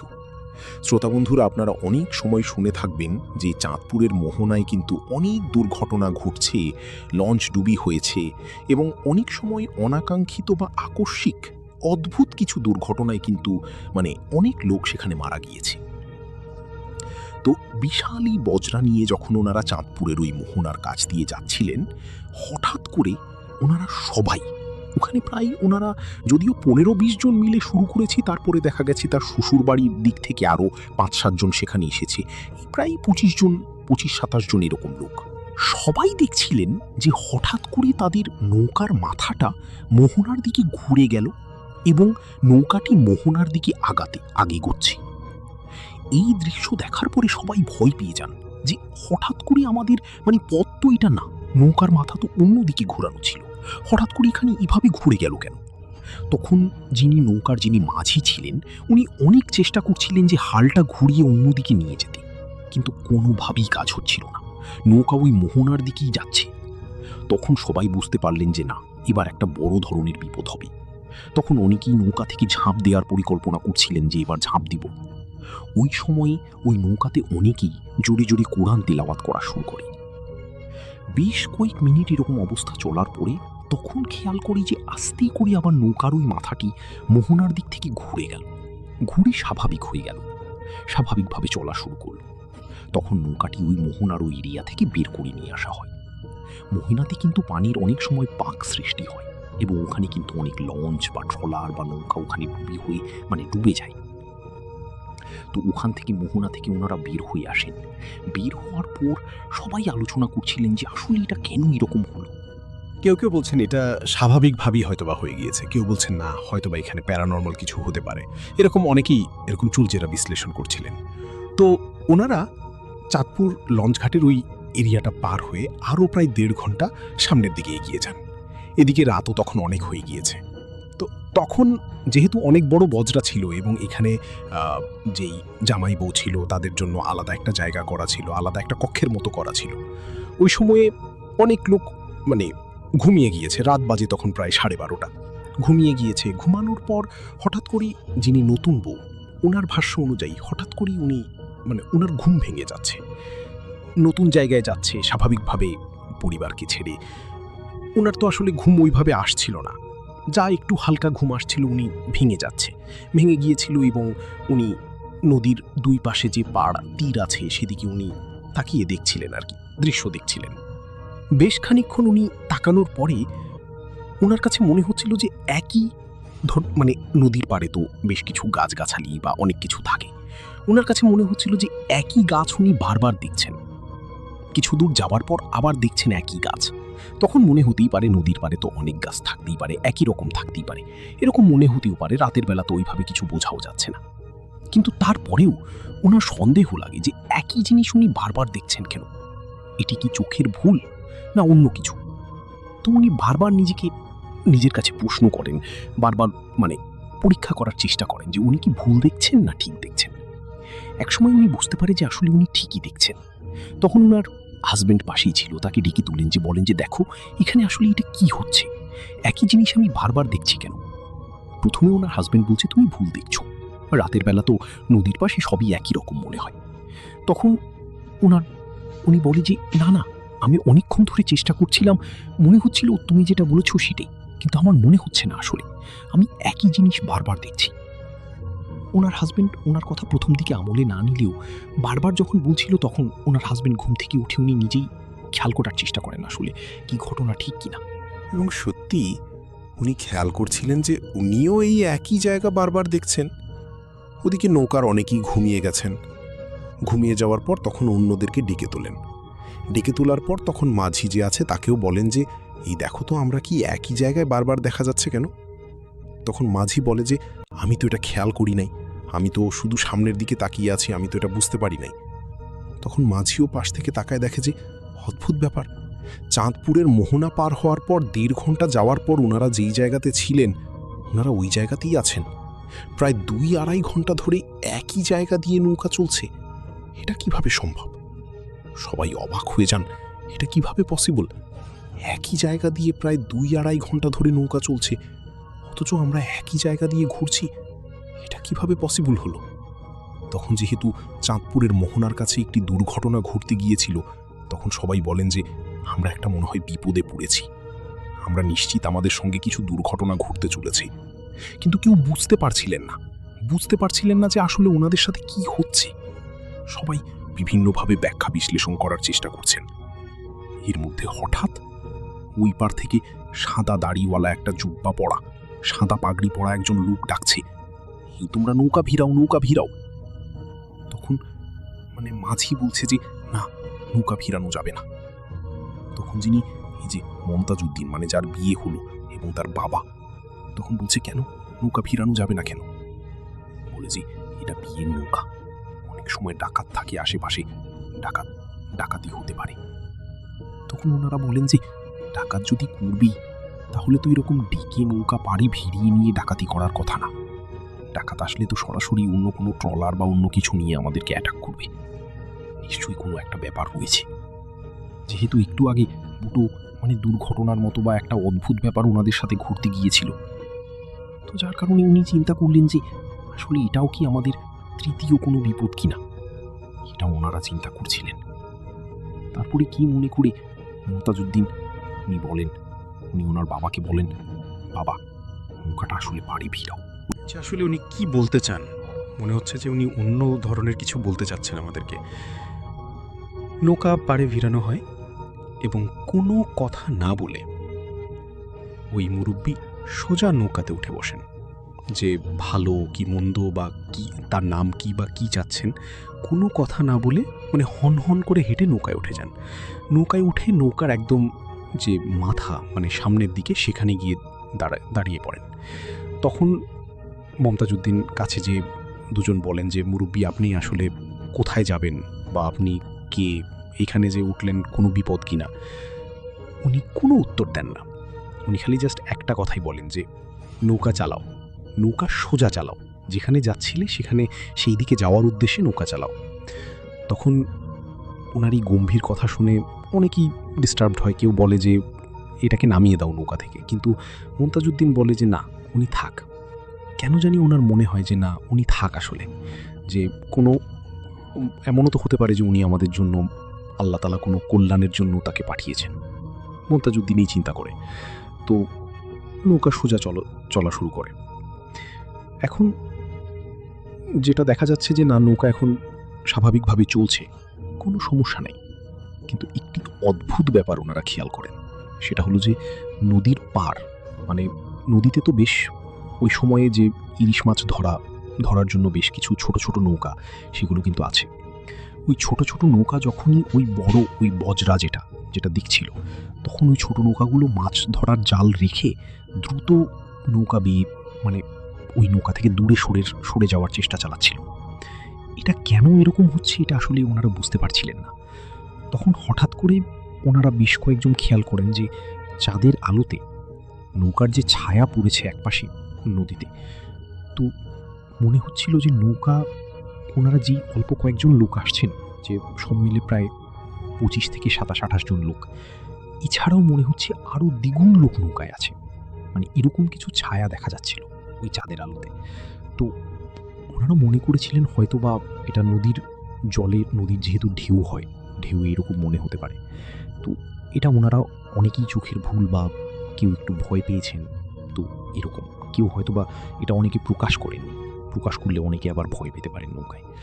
কিন্তু এই দৃশ্যটা উনি দেখেছেন, এবং নৌকাগুলোতে কেন ওই যে ছোট ছোট নৌকাগুলো ওনাদের থেকে ভয়ে দূরে সরে যাচ্ছিল, এটা ওনারা বুঝতে পারছিলেন না। তবে যারা যারা সরে সরে যাচ্ছিল তারা চিৎকার দিয়ে আল্লাহু আকবার বলে মানে নৌকা ওই বজ্রাতে দেখলেই ওনারা নৌকা সরিয়ে নিয়ে যাওয়ার চেষ্টা করছিলেন। এদিকে প্রায় ভোর হয়ে আসে, আজান দেবে এরকম একটি সময় হঠাৎ করে ওই মুরব্বি মমতাজ উদ্দিনকে ডাকেন, ডেকে বলেন যে বাবা, আমার দায়িত্ব শেষ হয়েছে, এখন আমাকে যেতে হবে। তখন মমতাজ উদ্দিন বলেন যে আপনি কি এভাবে আসলেন, আবার এখন হঠাৎ করে চলেও যেতে চাচ্ছেন? তো বলে যে বাবা, তোমরা বিশাল একটা বিপদে পড়তে যাচ্ছিলা, তোমাদের এই নৌকায় পিশাচের ছায়া পড়েছিল এবং তারপর অসংখ্য পিশাচ তোমাদের এই নৌকায় আক্রমণ করেছিল, কিন্তু আল্লাহ রহম করেছেন, তারা কিন্তু তোমাদেরকে কিছুই করতে পারেনি। একটু আগে যখন তোমরা দেখছিলে যে নৌকা, ছোট ছোট মাছ ধরা নৌকাগুলো ভয় পেয়ে তোমাদের থেকে দূরে সরে চলে যাচ্ছিল, আসলে ওরা ওই পিশাচগুলোকে দেখতে পাচ্ছিল, এই কারণে ওরা ভয়ে নৌকা নিয়ে দূরে সরে চলে যাচ্ছিল। এখন ফজরের আজান হয়ে যাবে, আমার দায়িত্ব শেষ হয়ে গেছে, আর তোমাদের কোনো ভয় নাই, তোমরা এখন নিশ্চিন্তে চলে যেতে পারবা। এই কথা বলে ওই মুরব্বি পানির উপর লাফ দিয়ে পড়েন, এবং অদ্ভুত ব্যাপার, মমতাজ উদ্দিন উনি দেখছিলেন যে উনি নদীর উপর দিয়ে হেঁটে হেঁটে আবার পাড়ে উঠে উনি হেঁটে হেঁটে মিলিয়ে গেলেন। ওই সময় যেহেতু ভোরের দিকে ছিল, ভোরের দিকে বেশ নৌকার অনেকেই একটু তন্দ্রাচ্ছন্ন ছিল, অনেকে ঘুমিয়েও পড়েছিল, এই জন্য অন্য কেউ মমতাজ উদ্দিন যে ওনার সাথে এই মুরব্বির সাথে কথা বলেছেন সেটা কেউ দেখতে পায়নি। তো ওই মুরব্বি মমতাজ উদ্দিনকে এই বিষয়টি বলেন এবং আরেকটি কথা বলেছিলেন, সেটা হচ্ছে যে তুমি যে সময়ে নৌকা নিয়ে এইদিকে আসছো, এই সময়টি মানে উপযুক্ত ছিল না। এই সময়ে একদল পিশাচ এদিক দিয়ে যাচ্ছিল, হঠাৎ করে তোমাদের দিকে তাদের নজর পড়ে এবং তারপরই তোমাদেরকে আক্রমণের জন্য তারা চেষ্টা চালাচ্ছিল, কিন্তু আল্লাহর রহমতে আমার কারণে তারা সেটা পারেনি। তো এভাবে যখন ওই মুরব্বি চলে যান, অদ্ভুতভাবে চলে যান পানির উপর দিয়ে হেঁটে হেঁটে, তখন মমতাজ উদ্দিন কাউকে আর এই ঘটনা বলেননি। তখন উনি স্বাভাবিকভাবে যখন নৌকা স্বাভাবিকভাবে সদরঘাট হয়ে আবার নবাবগঞ্জের দিকে চলে আসি, তারপরে বাড়িতে ফেরার পর সবার সঙ্গে এই ঘটনাটি শেয়ার করেন এবং সবাই আল্লাহ তাআলার দরবারে শুকরিয়া আদায় করেন যে আলহামদুলিল্লাহ। আমরা চলে যাব পরবর্তী ঘটনায়। ঘটনাটি শুরু হয়েছিল 2014 ডিসেম্বর মাসের 19 তারিখে। প্রতিদিনের মতো আমি অনেক রাত করে ঘুমোতে যাই, ঘুমোতে ঘুমোতে 2টো বেজে যায়। সেদিন রাতে আমি ঘুমের মধ্যে একটা স্বপ্ন দেখলাম। স্বপ্ন ঠিক এরকম ছিল যে আমি কোনো একটা শপিং মলে লিফটে ঢুকে লিফটের দরজা বন্ধ হতেই একটি মেয়ে দৌড়ে এসে বলে, ভাইয়া আমি কি আসতে পারি? আর তখনই আমার ঘুম ভেঙে যায়। স্বপ্নটা এভাবে 7 দিন দেখি। এরপর আমি এই স্বপ্নটা আমার এক বন্ধুর সাথে শেয়ার করি। আমার বন্ধু বলে, এটা কিছু না, এগুলো স্বাভাবিক। কিন্তু আমি যে মেয়েটিকে স্বপ্নে দেখেছি সেই মেয়েটিকে আমি বাস্তবে কখনো দেখিনি। তখন আমার বন্ধু বলে, আজকে যদি আবার আমি স্বপ্ন দেখি তাহলে আমি যেন স্বপ্নে বলি মেয়েটিকে লিফটের ভেতরে আসতে, তারপর দেখি কি হয়। এ কথা শুনে আমি জিনিসটাকে অতটা গুরুত্ব দিলাম না। যেদিন ঘটনাটি ঘটে সেদিন ছিল 25 তারিখ, আমার জন্মদিন। তো সেদিন অনেক দেরি করে ঘুমোতে যাই। ঠিক ওই দিনও একই স্বপ্ন দেখি। স্বপ্নের মধ্যে আমি সেদিন সাহস করে বলে ফেললাম যে আপনি আসেন। এটি বলার পর আমার ঘুম ভেঙে যায় এবং আমি চোখ খুলে দেখি আমার সামনে সেই মেয়েটিই বসে আছে আমার বিছানার পাশে। আমি এটি দেখে এক লাফে মশারি ছিঁড়ে বিছানা দিয়ে নেমে পড়ি। নেমে দেখি ঘরের মধ্যে কেউ নেই। ওপাশ থেকে আমার আব্বু আম্মু চলে আসেন। কি হয়েছে? আমি তখন বলি, কিছু না। কারণ আমি যদি বলতাম আমি ভয় পেয়েছি তাহলে আমাকে একা রুমে তারা থাকতে দিতেন না। এতে করে আমার রাত জাগার আর ফেসবুক দেখার ব্যাপারটা একেবারে বন্ধ হয়ে যেত। এরপর আব্বু আম্মু চলে যায়। আমি রুমে লাইট জ্বালিয়ে রেখে কাঁথা মুড়ি দিয়ে ঘুমানোর চেষ্টা করি, কিন্তু ঘুম আসছিল না। হঠাৎ ওয়াশরুমে যাওয়ার দরকার হলো, কিন্তু আমি অনেক ভয় ছিলাম। তারপরেও সাহস করে বিছানা থেকে বের হয়ে দরজাটি খুলতে গেলাম। আমি দরজা টান দিয়ে খুলে বের হব, আর ওপাশ থেকে ওই মেয়েটিও দরজায় ধাক্কা দিয়ে ভিতরে ঢুকে এসে দেখি আমার মুখ থেকে কোনো কথা বের হচ্ছিল না। আমি ভয়ে এক জায়গায় স্থির হয়ে দাঁড়িয়ে রইলাম। এরপর সেই মেয়েটি আমাকে বলে, আপনি আমাকে আসতে বললেন, আর এখন আপনি আমাকে ভয় পাচ্ছেন। আমি আরও ভয় পেয়ে গেলাম। সে আমার সাথে কথা বলছে। এরপর আমাকে বলে সে আমার স্বপ্ন থেকে এখানে এসেছে, নাম সকাল। এগুলো শোনার পরই আমি ভয়ে চোখ বন্ধ করে ফেলি এবং চোখ খুলে দেখি সেই মেয়েটি সেখানে এখনও দাঁড়িয়ে আছে। আমি আমার হাত দেয়ালের সাথে জোরে জোরে ঘষে দিই, এটি দেখার জন্য যে আমি জেগে আছি কিনা। হ্যাঁ হ্যাঁ, আমি জেগে আছি এবং আমি সত্যিই একজনকে দেখতে পাচ্ছি। সেই মেয়েটি আমাকে বলে, আমি ছাড়া অন্য কেউ নাকি তাকে দেখতে পারবে না, আমি নাকি শুধু অনুভব করতে পারবো। এটি বলে সে হাওয়ায় মিলিয়ে যায়। আমি তখন আবারও অনেক ভয় পেয়ে যাই। এরপর অনেকক্ষণ চিন্তা করি, আমার সাথে এটি কি হলো? আমি কি সত্যি দেখলাম নাকি ভুল? এগুলো চিন্তা করতে করতে সেদিন রাত শেষ হয়ে যায়। এর পরের দিন আমি স্কুলে যাই। আমার প্রতিনিয়ত যে সমস্ত কাজ থাকে সে সমস্ত কাজ করি। রাতের বেলায় হোমওয়ার্ক করছিলাম, তখন আমার কলম নিচে পড়ে যায়। আমি কলমটি উঠাতে গিয়ে দেখি নিচে কোথাও খুঁজে পাই না। পরে টেবিলের উপর তাকিয়ে দেখি কলমটি টেবিলের উপর রয়েছে এবং টেবিলের পাশের চেয়ারে বসে আছে সেই মেয়েটি। আমি এক চিৎকার দিয়ে আম্মুর রুমে চলে যাই। আম্মুকে বলি, আম্মু, আমার রুমে ওখানে উনি কি? বাসায় এসে কেউ আসছে? আম্মু তখন আমার সাথে আমার রুমে আসে। এসে দেখে ঘরে কেউ নেই, কিন্তু আমি ঠিক দেখেছি সেই মেয়েটি সেই চেয়ারে বসে আছে, আমাকে দেখছে এবং হাসছে। মেয়েটি বলছে, কোনো লাভ নেই, আমি ছাড়া কেউ দেখতে পারবে না। সত্যি তাই, আমার আম্মু দেখতে পাচ্ছিল না। এরপর আম্মুর সাথে আমি আম্মুর রুমে চলে যাই এবং আমি সব কিছু বলি যা আমার সাথে ঘটেছে। এরপর আম্মু বলে, এগুলো আমার মনের ভুল। আমি বলি, আমি তো এখনো দেখতে পাচ্ছি, সেটা কিভাবে সম্ভব? আম্মু বলে, কয় আসো তো। আবার যেয়ে দেখি ঘরে কেউ ছিল না। তখন আম্মু বলে, যেটা দেখেছো সেটা মনের ভুল। আমিও তাই মানি এবং আমিও হোমওয়ার্ক করতে থাকি। কিছুক্ষণ পর সেই মেয়েটি বলে, আপনি আমাকে আসতে বলে এখন কেন ভয় পাচ্ছেন? আমাকে দেখে এরকম করছেন কেন? আমি তখন ওর সাথে কথা বলি। আমি বলি, আপনি কি? আপনি আমাকে কেন ভয় দেখাচ্ছেন? আপনি আমাকে কেন ভয় দেখাচ্ছেন? তখন সে আমাকে বলে, আপনার ভয় পাওয়ার কোনো কারণ নেই, আমি আপনার কোনো ক্ষতি করব না। আমি শুধু আপনার সাথে কথা বলতে চাই। আমি বললাম, আপনি আমার সাথে কথা বলতে চান? আমি সত্যি অনেক ভয় পাচ্ছি, আপনি আমাকে আর ডিস্টার্ব করবেন না। এরপর সে চলে যায়। কিন্তু এরপর থেকে সে আমার সামনে আসতো না। কিন্তু মাঝে মাঝে আমি অনুভব করতাম আমাকে কেউ যেন দেখছে। আমি এগুলোর জন্য অনেক বিরক্ত হতাম এবং এরপর আমি হুজুরের সাথে দেখা করে একটি তাবিজ নিলাম এবং হুজুর আমাকে বলল। কিন্তু এর কোনো লাভ হলো না। আমি এর পরেও আমার মনে হচ্ছিল কেউ যেন আমাকে ফলো করে। একদিন রেগে গিয়ে আমি বলে উঠলাম, আপনি যেই হন আমার সামনে থেকে চলে যান। আমার সাথে আছে যে সে আসেনি। এরপর তার নাম ধরে বললাম, সকাল আসো। আমি হঠাৎ তাকে দেখতে পেলাম। এবার আমি আর ভয় পাইনি। আমি বললাম, আমাকে এইভাবে লুকিয়ে লুকিয়ে না দেখে আমার সামনে আসো, তাও ভালো, কিন্তু লুকিয়ে থেকে দেখলে আমার অস্বস্তি লাগে। এরপর থেকে ওই মেয়েটি আমার সাথে প্রায়ই কথা বলতো। এ কথা সে কথা বলতে বলতে আমি আমার বন্ধুদের সাথে ঘোরাফেরা, অনলাইনে থাকা, এগুলো থেকে দূরে থাকা শুরু করলাম। একসময় ওর সাথে কথা বলতে বলতে আমার ওকে ভালো লেগে গেল। এমনটা হয়ে যায় যে ওর সাথে কথা না বললে আমার ভালো লাগে না। আমি কখনো নিজে থেকে ওকে অনুভব করতে পারিনি যতক্ষণ না সে আমার কাছে আসতো। আমি চিন্তা করলাম একবার আমি ওর ছবি তুলব, কিন্তু কিভাবে তুলব? ওকে ক্যামেরায় দেখা যায় না, আয়নাতেও না। এরপর আমি ওর ছবি আঁকতে শুরু করলাম। আমি ছবি আঁকতে খুব ভালো পারি না, তাই যতটুকু পারি ততটুকু ওকে সামনে বসিয়ে রেখে এঁকে আমি আবার বন্ধুদের দেখাই।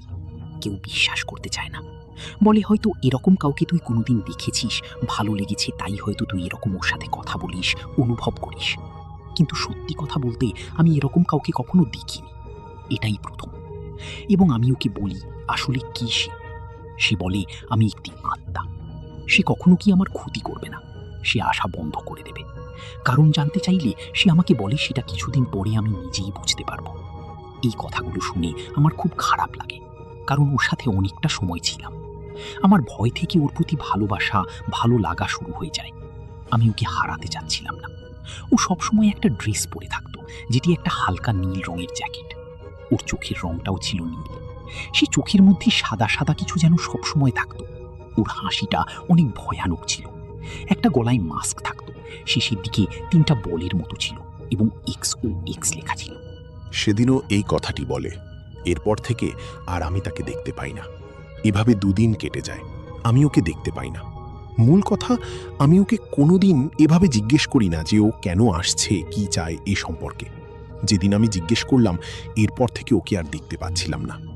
একদিন হঠাৎ রাতে আমি ওয়াশরুমে যেতে গিয়ে ডাইনিং স্পেসে লাইট জ্বালাতে গিয়ে দেখি ফ্যানের সাথেও ঝুলছে।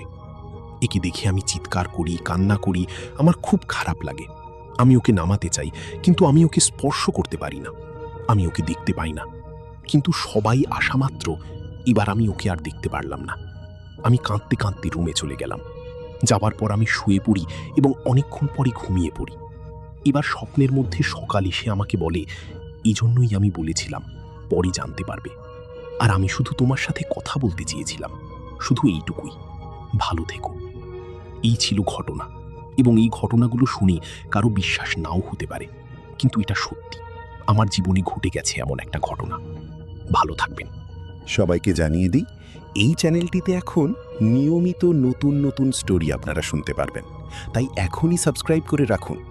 আর আরেকটা কথা, আপনারা যদি নিজেদের ঘটনা চান আমি পড়ে শোনাই, তাহলে অবশ্যই আপনারা আমাকে ইমেল করতে পারেন। ইমেইলে আপনার নাম, ঠিকানা সহ আপনার ঘটনা পাঠিয়ে দিন। এই ভিডিও ডিসক্রিপশনে ইমেল অ্যাড্রেস পেয়ে যাবেন। ইমেলটি হল sakindocumentary@gmail.com। দেখা হবে পরবর্তী কোনো ঘটনায়। ঘটনাটি আমার চাচার মুখ থেকে শোনা। ঘটনাটি 1990 সালের দিকের। আমাদের বাড়ি সিলেটের হবিগঞ্জের কোনো এক গ্রামে। আমাদের গ্রামটা ছিল চারিদিকে গাছপালা, ঘন জঙ্গলে ঘেরা। পাখির কিচিরমিচির ডাক, ফসল ভরা মাঠ, এক কথায় বলতে গেলে প্রাকৃতিক সৌন্দর্যে ঘেরা আমাদের গ্রাম। এখনকার মতো আশেপাশে এত বাড়িঘর ছিল না। চলাফেরার জন্য কাঁচা রাস্তা ও কয়েকটা ভ্যান ছিল। যাই হোক, ঘটনায় আসি। ডিসেম্বর মাস, পরীক্ষা শেষ। স্কুল বেশ কয়েকদিনের জন্য বন্ধ। ভাবলাম যাক বাবা, বাঁচা গেল। পড়ালেখা নামক ভূতটা মাথা থেকে কয়েকদিনের জন্য হলেও অন্তত নামল। পড়ালেখার জন্য আম্মুর কাছে আর বকা শুনতে হবে না। ভাবতেই খুশিতে মনটা ভরে যায়। বন্ধুদের সাথে ঘোরাঘুরি, আনন্দ, এভাবে কাটছিল দিন। কে জানতো এই আনন্দগুলোই জীবনের কাল হয়ে দাঁড়াবে। আমাদের গ্রাম থেকে 6 কিলোমিটার দূরে অপর একটি গ্রামে বিশাল বড় ফুটবল খেলার মাঠ ছিল। ওখানে প্রত্যেক সপ্তাহে শুক্রবারে এক গ্রামের সাথে অন্য গ্রামের খেলা হতো। সেদিন ছিল শুক্রবার। খেলা শুরু হলো বিকাল 3টা নাগাদ। তাই আমি দুপুরের খাবার দাবার সেরে 1:45 মিনিট নাগাদ আমার এক বন্ধু মাহিনকে নিয়ে খেলা দেখার জন্য রওনা দিই। আমরা ভ্যানে করে যাচ্ছিলাম। রাস্তার যা অবস্থা, যেতে প্রায় 1.5 ঘন্টা মতো লেগে যায়। সেই গ্রামে মাহিনের নানার বাড়ি হওয়ায় ওর মামাতো ভাইরাও আসে। কিছুক্ষণ এদিক ওদিক ঘোরাঘুরি করে আমরা খেলার মাঠে চলে আসি। খেলা শুরু হয়ে যায় এবং শেষ হতে প্রায় 4:40 বেজে যায়। এরপর আমার বাড়ি ফেরার পালা। বাসায় ফিরব ঠিক সেই সময় মাহিন জানায় যে একটু পরে বাসায় যাবে। এখন নাকি ওর মামাতো ভাইয়ের বাড়িতে যাবে। আমাকেও জোর করে ওর মামাতো ভাইয়ের বাড়িতে নিয়ে যায়। ওইখানে গিয়ে ওর মামাতো ভাই, বোন, নানু, মামা, মামি সবার সাথে গল্পগুজব করতে করতে কখন যে রাত হয়ে গেছে খেয়াল নেই। হঠাৎ দেয়াল ঘড়িতে চোখ পড়তে দেখি রাত 8টার মতো বেজে গেছে। আমি সঙ্গে সঙ্গে মাহিনকে বললাম, মাহিন, ঘড়িতে কয়টা বাজে খেয়াল আছে? 8টা বেজে গেছে, চল বাড়ি ফিরতে হবে এবার। এদিকে মাহিনের নানু রাশভারী কণ্ঠস্বরে বলে উঠলেন, রাতের খাবার না খেয়ে যেতে পারবে না তোমরা। বৌমা, ওদের খাবার রেডি করো। উপায় না দেখে রাতের খাওয়া দাওয়া শেষ করে যতক্ষণে বাড়ি যাওয়ার জন্য রওনা দেব, ততক্ষণে রাত 9:15টার মতো বেজে গেছে। আর দেরি করা চলে না। এমনিতেই রাতের পথ একটু বেশি লম্বা মনে হয়। এই ভেবে মাহিনকে বলতে যাব, ঠিক সেই মুহূর্তে সে বলে ওঠে, দোস্ত, রাত অনেক হলো, আজ রাতটা এখানে থেকে গেলে হয় না? আমরা না হয় কাল সকালে যাব। কিন্তু আমি রাজি হই না, কারণ বাসায় না গেলে আম্মু অনেক বকাবকি করবে। ওনাকে তো বলে আসা হয়নি। তাই কারোর কথা না শুনে বেরিয়ে পড়লাম। যদিও ওনারা একা একা যেতে মানা করেছিলেন, কিন্তু সেই বয়সের গরম রক্তের যুবক আমরা, তাই কোনো কিছু তোয়াক্কা না করেই বেরিয়ে পড়ি। বাড়ির বাইরে যাওয়ার পর বুঝতে পারলাম কি ভুল করেছি। চারিদিকটা নিকষ কালো অন্ধকারে ঢাকা, পথঘাট কিছুই দেখা যাচ্ছিল না। রাস্তায় এসে দেখি কোনো রিক্সা ভ্যান কিচ্ছু নেই। দেখে মনটা খারাপ হয়ে যায়। সেদিন জ্যোৎস্না রাত হলেও সমগ্র আকাশ সহ চাঁদটাকে যেন কেউ অদৃষ্টে কালো মেঘের চাদর দিয়ে ঢেকে দিয়েছে, ফলে এই অন্ধকার।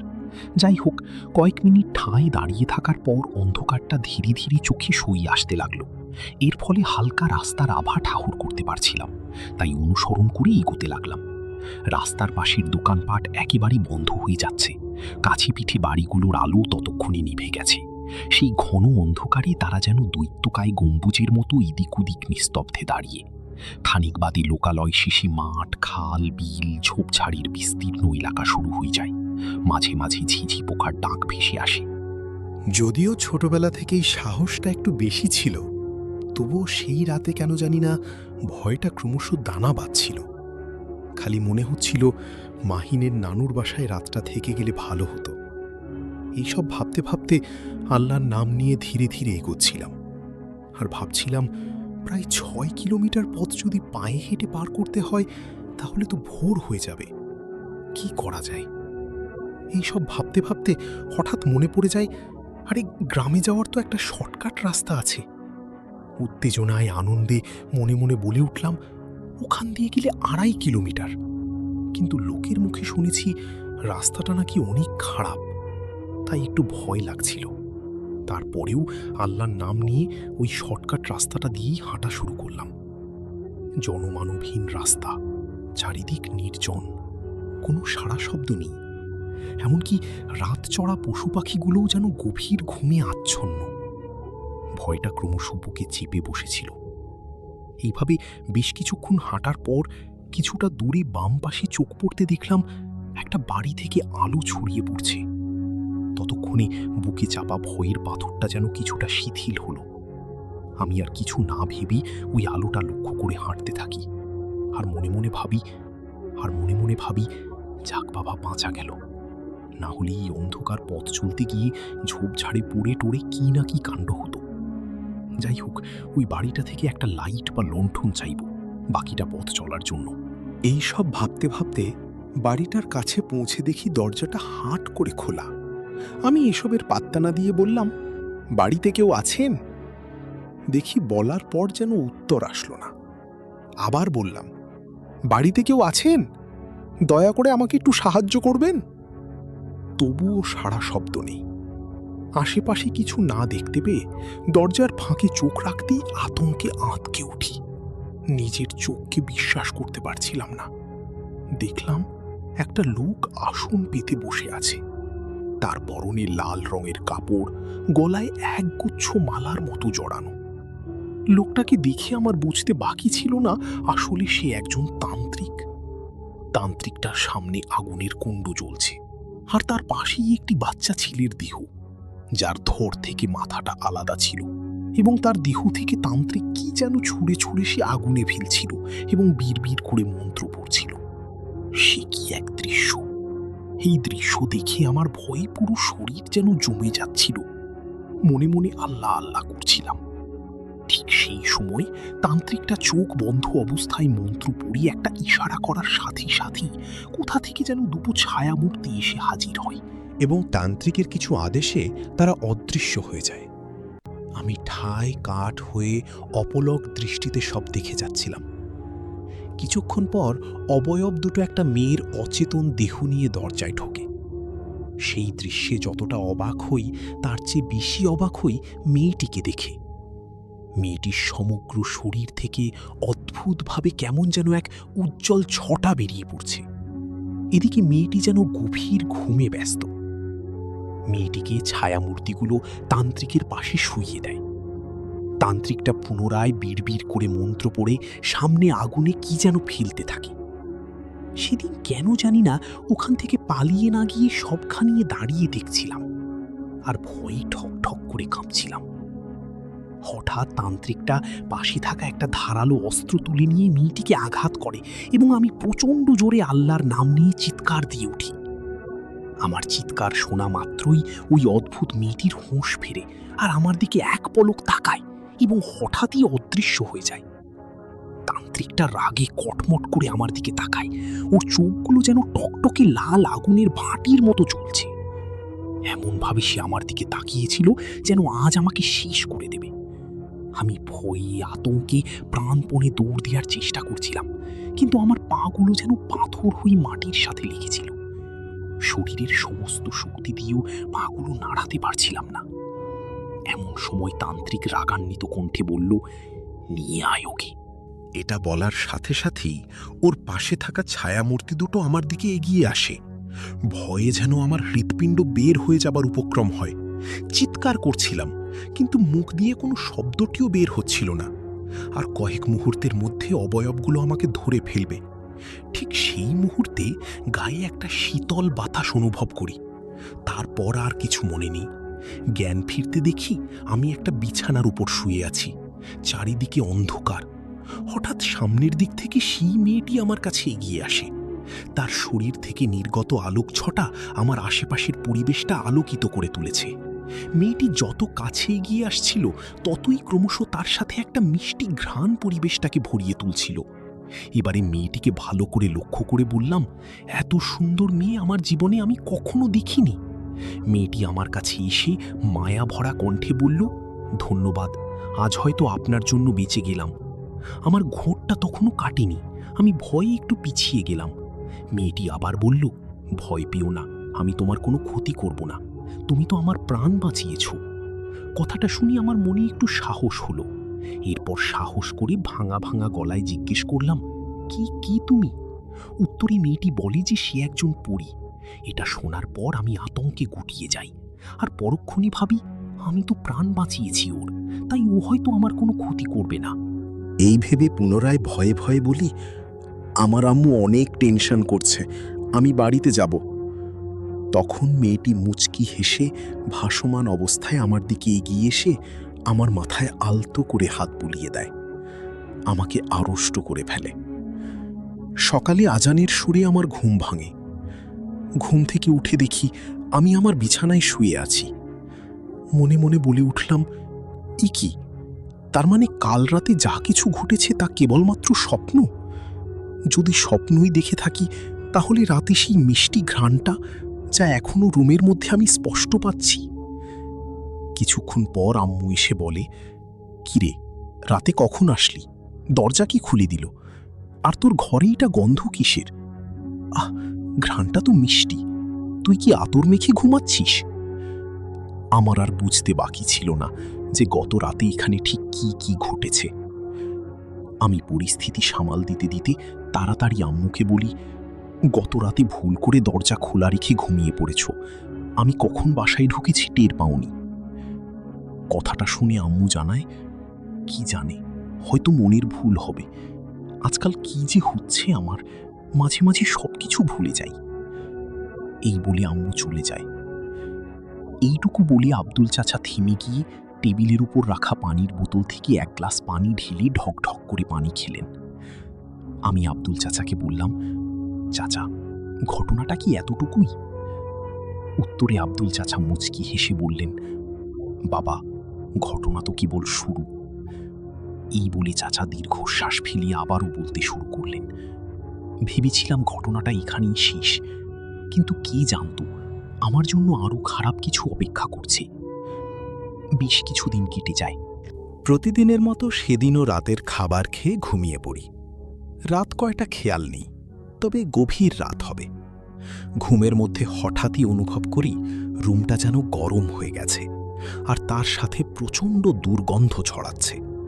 ঘুমটা ভেঙে যায়, আর চোখ মিলতে দেখি যা দেখার জন্য আমি একেবারেই প্রস্তুত ছিলাম না। হৃৎপিণ্ডটি আতঙ্কে ধড়ফড় করতে করতে বুক চিরে বেরিয়ে আসার উপক্রম। দেখলাম আমার রুমের সিলিং ফ্যানটার উপর একজোড়া লাল চোখ জলজল করছে। ভয়ে আমার বুকের ভেতরে পাথরের ওজন অনুভব করি। মনে মনে আল্লাহ আল্লাহ করতে থাকি। কয়েক মুহূর্ত এভাবে থাকার পর একটু সাহস সঞ্চয় করে ভাঙা ভাঙা কণ্ঠে বললাম, কি কি ওখানে? কথাটা বলা মাত্রই হঠাৎই আরও একজোড়া লাল চোখ বিছানার পাশে জ্বলে ওঠে। একটা বিকট গর্জন করে সেই অবয়বটি মুহূর্তে কাছে এসে আমার বুকের উপরে বসে গলা টিপে ধরে। অবয়বটির মুখটা ছিল কুকুরের মতো, সমগ্র শরীরটা লোমে ভরা।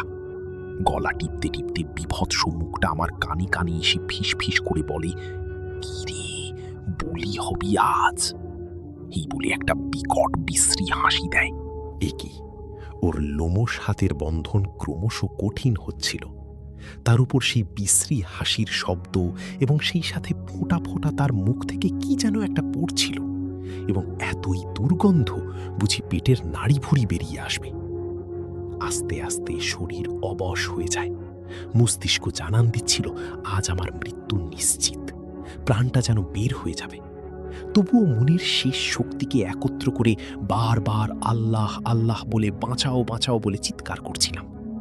ঠিক সেই সময় হঠাৎ রুমটা আলোকিত হয়ে যায়, আর অবয়বগুলো নিমিষেই অদৃশ্য হয়ে যায়। সেই ঘরে ছড়িয়ে থাকা দুর্গন্ধটাও আস্তে আস্তে কমে গিয়ে পরিচিত একটা সুঘ্রাণে ভরে ওঠে। একটা পরিচিত মায়াবী কণ্ঠস্বর বলে ওঠে, ভয় পেও না, আমি চলে এসেছি। ওরা তোমার কিচ্ছু করতে পারবে না। তুমি একদিন আমার প্রাণ বাঁচিয়েছ, আমার জীবন দিয়ে আমি তোমাকে রক্ষা করব। এই বলি সে আমার সামনে আসি। এমন সময় জানালার পাল্লাটি হঠাৎ করে ঠাস করে দেয়ালের সাথে বাড়ি খায় এবং একটি ঠান্ডা কনকনে বাতাস ঘরের ভেতরে প্রবেশ করে। সেই সাথে একটি কণ্ঠস্বর। আমি ভয়ে কাঁপতে কাঁপতে কেঁদেই ফেলি। পরীটা তখন আমাকে আশ্বস্ত করে এবং বলে, কিচ্ছু হবে না। আমি কাঁপা কাঁপা গলায় বললাম, আচ্ছা, এরা কি সেই তান্ত্রিকের দুষ্ট জিন? কিন্তু এতদিন পরে আমাকে মারতে চাইছে কেন? এই বলে পুনরায় কেঁদে ফেললাম। পরীটি আবারও আমাকে শান্ত করে বলল, ভয়ের কিছু নেই, আমি আছি তোমার সাথে। সেদিন আমাকে বলি দিয়ে তান্ত্রিকটি আমার বংশকে বশ করে অনেক শক্তিশালী হতে চেয়েছিল, কিন্তু তুমি ওই দিন দেখে ভয়ে চিৎকার করে ফেলায় আমার হুঁশ ফিরে আসে এবং সুযোগ বুঝে ওখান থেকে পালিয়ে যাই। ওই জন্য তান্ত্রিক তার কাজ সম্পূর্ণ করতে পারেনি। তাই রাগে ক্ষিপ্ত হয়ে সে তোমার উপর তার খারাপ জিন চালান দিয়েছে। তান্ত্রিকটি অনেক খারাপ এবং শক্তিশালী, তার সাথে আরও অনেক খারাপ জিন আছে। ওর থেকে আমি বেশি দিন তোমাকে বাঁচাতে পারবো না। তুমি এক কাজ করো, কোনো বড় মাওলানা হুজুরের সাহায্য নাও। আশা করি আল্লাহর রহমতে সবকিছু ঠিক হয়ে যাবে। ভোর হয়ে এলো, আমি এখন আসি।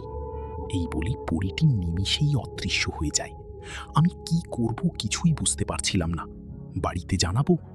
না না, বাড়িতে বললে ওরা ভয় পাবে, অনেক টেনশন করবে। রাতের ব্যাপারটা লুকিয়ে রাখি। সারাদিন বড় বড় মাওলানা হুজুরের খোঁজ করি। দিন শেষে সন্ধ্যা ঘনিয়ে রাত্রির অভিমুখী। অথচ বড় মাওলানা হুজুরের খোঁজ পাচ্ছিলাম না। ভাবছিলাম বাসায় সবকিছু বলে দেব, কিন্তু বাসায় বললে সেদিনের মতো বকাঝকা করবে, ওরা ভয় পাবে, অনেক টেনশন করবে। তাই বাসায় কিছু বলি নাই। কিন্তু কে জানতো আমার জন্য ভয়ঙ্কর কিছু অপেক্ষা করছে। রাতে না খেয়ে রুমে চলে যাই। আম্মু অনেকবার জিজ্ঞেস করছিল, কি হয়েছে, আমাকে এত চিন্তিত লাগছে কেন। আমি কিছু না বলে ব্যাপারটা এড়িয়ে গেলাম। রুমে ঢুকে অনুভব করলাম রুমটা যেন গরম হয়ে আছে। আমি ছাড়া অন্য কারো উপস্থিতি যেন টের পাচ্ছিলাম, কিন্তু কিছু দেখতে পাচ্ছিলাম না। বিছানায় গিয়ে শুয়ে পড়ি। ঘুম আসছিল না। মাথার ভেতরে একটা চিন্তা ঘুরপাক খাচ্ছিল। আজও কি এই একইভাবে খারাপ কিছু ঘটতে চলেছে? আল্লাহ, তুমি আমাকে রক্ষা করো। এই ভাবতে ভাবতে কখন যে ঘুমিয়ে পড়েছি খেয়াল নেই। হঠাৎ একটা প্রচণ্ড চিৎকারে ঘুমটা ভেঙে যায়। মনে হচ্ছিল আমার জানালার পাশে প্রচণ্ড লড়াই চলছে। ধস্তাধস্তির আওয়াজ ভেসে আসছে। ঘরের মেঝে থরথর করে কাঁপছিল। কয়েক মুহূর্ত পর সেই ধস্তাধস্তির ভেতর থেকে একটা পরিচিত কণ্ঠস্বর ভেসে আসে জানালা দিয়ে। তোরা কেন ওর ক্ষতি করতে চাইছিস? কি এমন করেছে ছেলেটা? এবং তারপরে আরও কিছু শব্দ ভেসে আসে। হুটোপুটির ফলে মনে হচ্ছিল রুমের দেয়ালগুলো যেন খুলে পড়বে। ভয়ে ভয়ে আল্লাহর নাম নিতে যত সূরা মনে ছিল সব পড়তে শুরু করলাম। এমন সময় হঠাৎই জানালা ঝড়ের গতিতে খুলে গেল, আর সেখান দিয়ে এক এক করে 4টা আগুনের গোলা উড়ে এসে ঘরে ঢুকল। রুমের মধ্যে আগুনের গোলাগুলো ধীরে ধীরে কালো অবয়বে পরিণত হলো। আতঙ্কে আমার পুরো শরীর বরফের মতো জমে গেছে। হাত পা নাড়াতে পারছি না, চিৎকার করতে পারছি না, কি করব বুঝতে পারছি না। শুধুই মনে মনে আল্লাহকে স্মরণ করছি। কয়েক মুহূর্ত চুপচাপ থাকার পর অবয়বগুলো একসাথে বলে উঠল, কি রে, আজকে কে বাঁচাবি? এই বলে অবয়বগুলো একসাথে হাসতে হাসতে আমার দিকে এগিয়ে আসতে লাগলো। ভয়ে প্রাণ অষ্টাগত। মনে মনে ভাবছিলাম আজ আমার মৃত্যু নিশ্চিত। অবয়বগুলো প্রায় ছুঁয়েই ফেলবে। ঠিক সেই সময় হঠাৎই তীব্র চিৎকার। অবয়বগুলো এদিক ওদিক ছিটকে পড়ে। মনে হচ্ছিল অদৃশ্য কোনো একটা কিছু তাদের যেন ধাক্কা দিয়ে সরিয়ে দিয়েছে। আমি হতবাক হয়ে দাঁড়িয়ে সেই পরীটি হঠাৎ আমার সামনে আবির্ভূত হয়। সেদিন তাকে আর অত উজ্জ্বল মনে হচ্ছিল না, সে যেন পরিশ্রান্ত। আমি ওদের সাথে বেশিক্ষণ পেরে উঠব না, অনেকজন আছে। তুমি রুম থেকে পালাও। তোমার আব্বু আম্মুকে ডেকে ওদের বলো পবিত্র কুরআন শরীফ পাঠ করতে। পবিত্র কুরআন শরীফের কাছে এই শয়তান কিছুই না। যাও, আমি ওদের বেশিক্ষণ আটকে রাখতে পারবো না, তাড়াতাড়ি যাও। আমি রুম থেকে বেরিয়ে আসতে দরজার চৌকাঠে ধাক্কা খাই। এসব কিছু আর সহ্য করতে না পেরে জ্ঞান হারাই। জ্ঞান ফিরতেই বুঝতে পারি আমার গায়ে প্রচণ্ড জ্বর। দেখি আম্মু আমার রুমে শুয়ে আছে। আশেপাশে আম্মু আব্বু সহ বাড়ির সবাই চিন্তিত অবস্থায়। বড় মসজিদের ইমাম সাহেবও দেখি পাশের চেয়ারে বসে কিছু একটা বিড়বিড় করে পড়ছেন। তাদের সবার চেহারায় যেন ভয় আর আতঙ্কের ছাপ। ইমাম সাহেব আমার জ্ঞান ফিরেছে দেখে জিজ্ঞেস করলেন, কি হয়েছিল বাবা, বলো আমাকে। আমার মুখ দিয়ে কথা বের হচ্ছিল না। খুব কষ্টে ভাঙা ভাঙা গলায় বললাম, হুজুর আমাকে বাঁচান, ওরা আমাকে নিয়ে গিয়ে মারি দিতে চায়। এইটুকু বলেই আমি কেঁদে ফেলি। আম্মু আমার অবস্থা দেখে জড়িয়ে ধরে আমাকে শান্ত হতে বলে, কেন তোমাকে মারতে চায় বলো আমাদের। আমি কান্না থামিয়ে যাবত আমার সাথে ঘটে যাওয়া সমস্ত ঘটনা খুলে বলি। সবকিছু শুনে আম্মু ভীষণ বকাবকি করে এবং বলে কেন যে আমি আগে ওদের কিছু বলিনি। উত্তরে আমি জানাই যে জানতে পারলে পাছে ওনারা টেনশন করেন। ইমাম সাহেব সমস্ত ঘটনা শুনে বিস্ময়ে বলেন, হায় খোদা, রক্ষা করো, ওর ওপর শয়তানের নজর পড়েছে। আমার পক্ষে ওর চিকিৎসা করা সম্ভব নয়। আপনারা যত শিগগিরই সম্ভব ওকে বড় কোনো মৌলানা হুজুরের কাছে নিয়ে যান, তা না হলে আপনার ছেলেকে বাঁচাতে পারবেন না। আপনার ছেলের জন্য যে পরীটি বেঁচে গিয়েছিল সেই পরীটি অনেক শক্তিশালী। সে না থাকলে আপনার ছেলেকে এখন জীবিত পেতেন না। আমি আপাতত আপনাদের ঘর বন্ধ করে দিয়ে যাচ্ছি, আর আপনার ছেলেকে একটা তাবিজ দিয়ে যাচ্ছি। এই তাবিজটা কোনো মতে খোলা যাবে না, আর আপনার ছেলেকে বাড়ির বাইরে কোনো মতেই যেতে দেবেন না। যদি সে বাসার বাইরে যায় তখন কিন্তু আপনার ছেলেকে জীবনের মতো হারিয়ে ফেলতে হবে। খুব দ্রুত কোনো বড় মৌলানা হুজুরের সন্ধান করে ছেলেকে দেখান। এই বলে ইমাম সাহেব তার হাতের তাবিজটা বিধে দিয়ে চলে যায়। দেখতে দেখতে 4-5 দিন কেটে যায়। তাবিজের জন্য কিনা জানি না, আর তেমন কিছু ঘটেনি। আমি সুস্থ হয়ে উঠেছি। এরপর আম্মুর কাছে জানতে চাই যে ঠিক কী ঘটেছিল। আম্মু বেদনা ও আতঙ্কের স্বরে জানান, সেদিন মাঝরাতে হঠাৎই ঘুম ভেঙে যায়। তোর রুম থেকে আসবাবপত্র ভাঙার শব্দ। শব্দগুলো এতটাই অপ্রত্যাশিত ছিল যে প্রথমটায় হতভম্ব হয়ে পড়ি। হুঁশটা ফিরে তোর আর্তনাদে সঙ্গে সঙ্গে ছুটে যাই। রুমে গিয়ে দেখি দরজা ভিতর থেকে বন্ধ। তখনও তোর গোঙানির শব্দটা ভেসে আসছিল। ব্যাপারটা অস্বাভাবিক আন্দাজ করে আব্বু দরজা ভাঙতে যাবে, ঠিক সেই সময় ঘরের ভেতর থেকে অস্পষ্ট কর্কশ কণ্ঠস্বর ভেসে আসলো এবং আমরা নাকি কোনোভাবেই তোকে বাঁচাতে পারবো না। এই সব শোনা মাত্রই আমরা অনেক ভয় পেয়ে যাই। তোর আব্বু দরজাটা ভাঙতে যাবে, ঠিক সেই সময় হঠাৎই দরজাটা খুলে যায়। দেখি অদ্ভুতভাবে অজ্ঞান অবস্থায় তুই ভেসে আছিস। তোর পেছনে 4টা আগুনের গোলা এবং ধস্তধস্তি রুমের ভেতরে। আমি আতঙ্কে কাঠ হয়ে সব দেখছিলাম।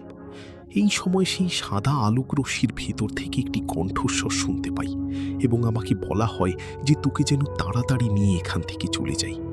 এবং সেই সময়ই কুরআন শরীফ নিয়ে এসে আমরা আউযুবিল্লাহি মিনাশ শাইতানির রাজিম বিসমিল্লাহির রহমানির রহিম বলে জোরে জোরে কুরআন শরীফ পাঠ করতে শুরু করি। ঠিক তখনই 4টা আগুনের গোলা ভেতর থেকে ফিসফিসে কণ্ঠস্বরে বলে ওঠে যে ভেতরটা নাকি তাদের চলে যাচ্ছে এবং একসময় তারা অদৃশ্য হয়ে যায়। এই বলে আম্মু থামে। আমি চুপচাপ বসেছিলাম। এমন সময় আমার মামা আসেন এবং জানান যে বড় হুজুরের সন্ধান পাওয়া গেছে, আগামীকাল সকালে এখানে তিনি আসবেন। মামা সেই রাতেই আমার বাসায় থাকলেন। খাওয়া দাওয়া সেরে আম্মুকে বললেন, আজ তোরা একা ঘুমা, এই বলে রুমের ভেতরে যাব। এমন সময় আম্মু বলে তিনি আমাকে একা কোনো মতেই শুতে দেবেন না। আমি আম্মুকে চিন্তা করতে মানা করি, আশ্বস্ত করে জানাই কিছু হবে না, ইমাম সাহেবের দেয়া তাবিজ আছে। এই 4-5 দিন তো কিছুই ঘটেনি। সারাদিন ক্লান্ত থাকায় বিছানায় আসা মাত্রই ঘুমিয়ে পড়ি। মাঝরাতে হঠাৎই বাইরে কারো চিৎকার শুনতে পাই। ঘুম ভাঙে, খেয়াল করি আম্মুর গলা। কিন্তু এত রাতে আম্মু কেন ডাকছে? কারোর কিছু হলো নাকি আবার? এই সব ভাবছি, এমন সময় আম্মু বলে উঠল, বাবা তুই কি ঘুমিয়ে পড়েছিস? একটু উঠ না, তোর রহিমা চাচার বাড়িতে যাব, কাজ ছিল। আমার একা যেতে ভয় করছে, একটু সাথে আয় বাবা। রাত কত হয়েছে খেয়াল নেই, আন্দাজ করি গভীর রাত্রি। এত রাতে আম্মু বাইরে রহিমা চাচার বাড়িতে যাবে, ব্যাপারটা যেন অস্বাভাবিক। তাই সেই রাতে বুঝার বোধশক্তি বোধহয় হারিয়ে ফেলেছিলাম। আমি ডাকে সাড়া দিয়ে বললাম, আম্মু আব্বুকে নিয়ে যাও, আমার জোরে ঘুম পাচ্ছে, আমি যেতে পারবো না।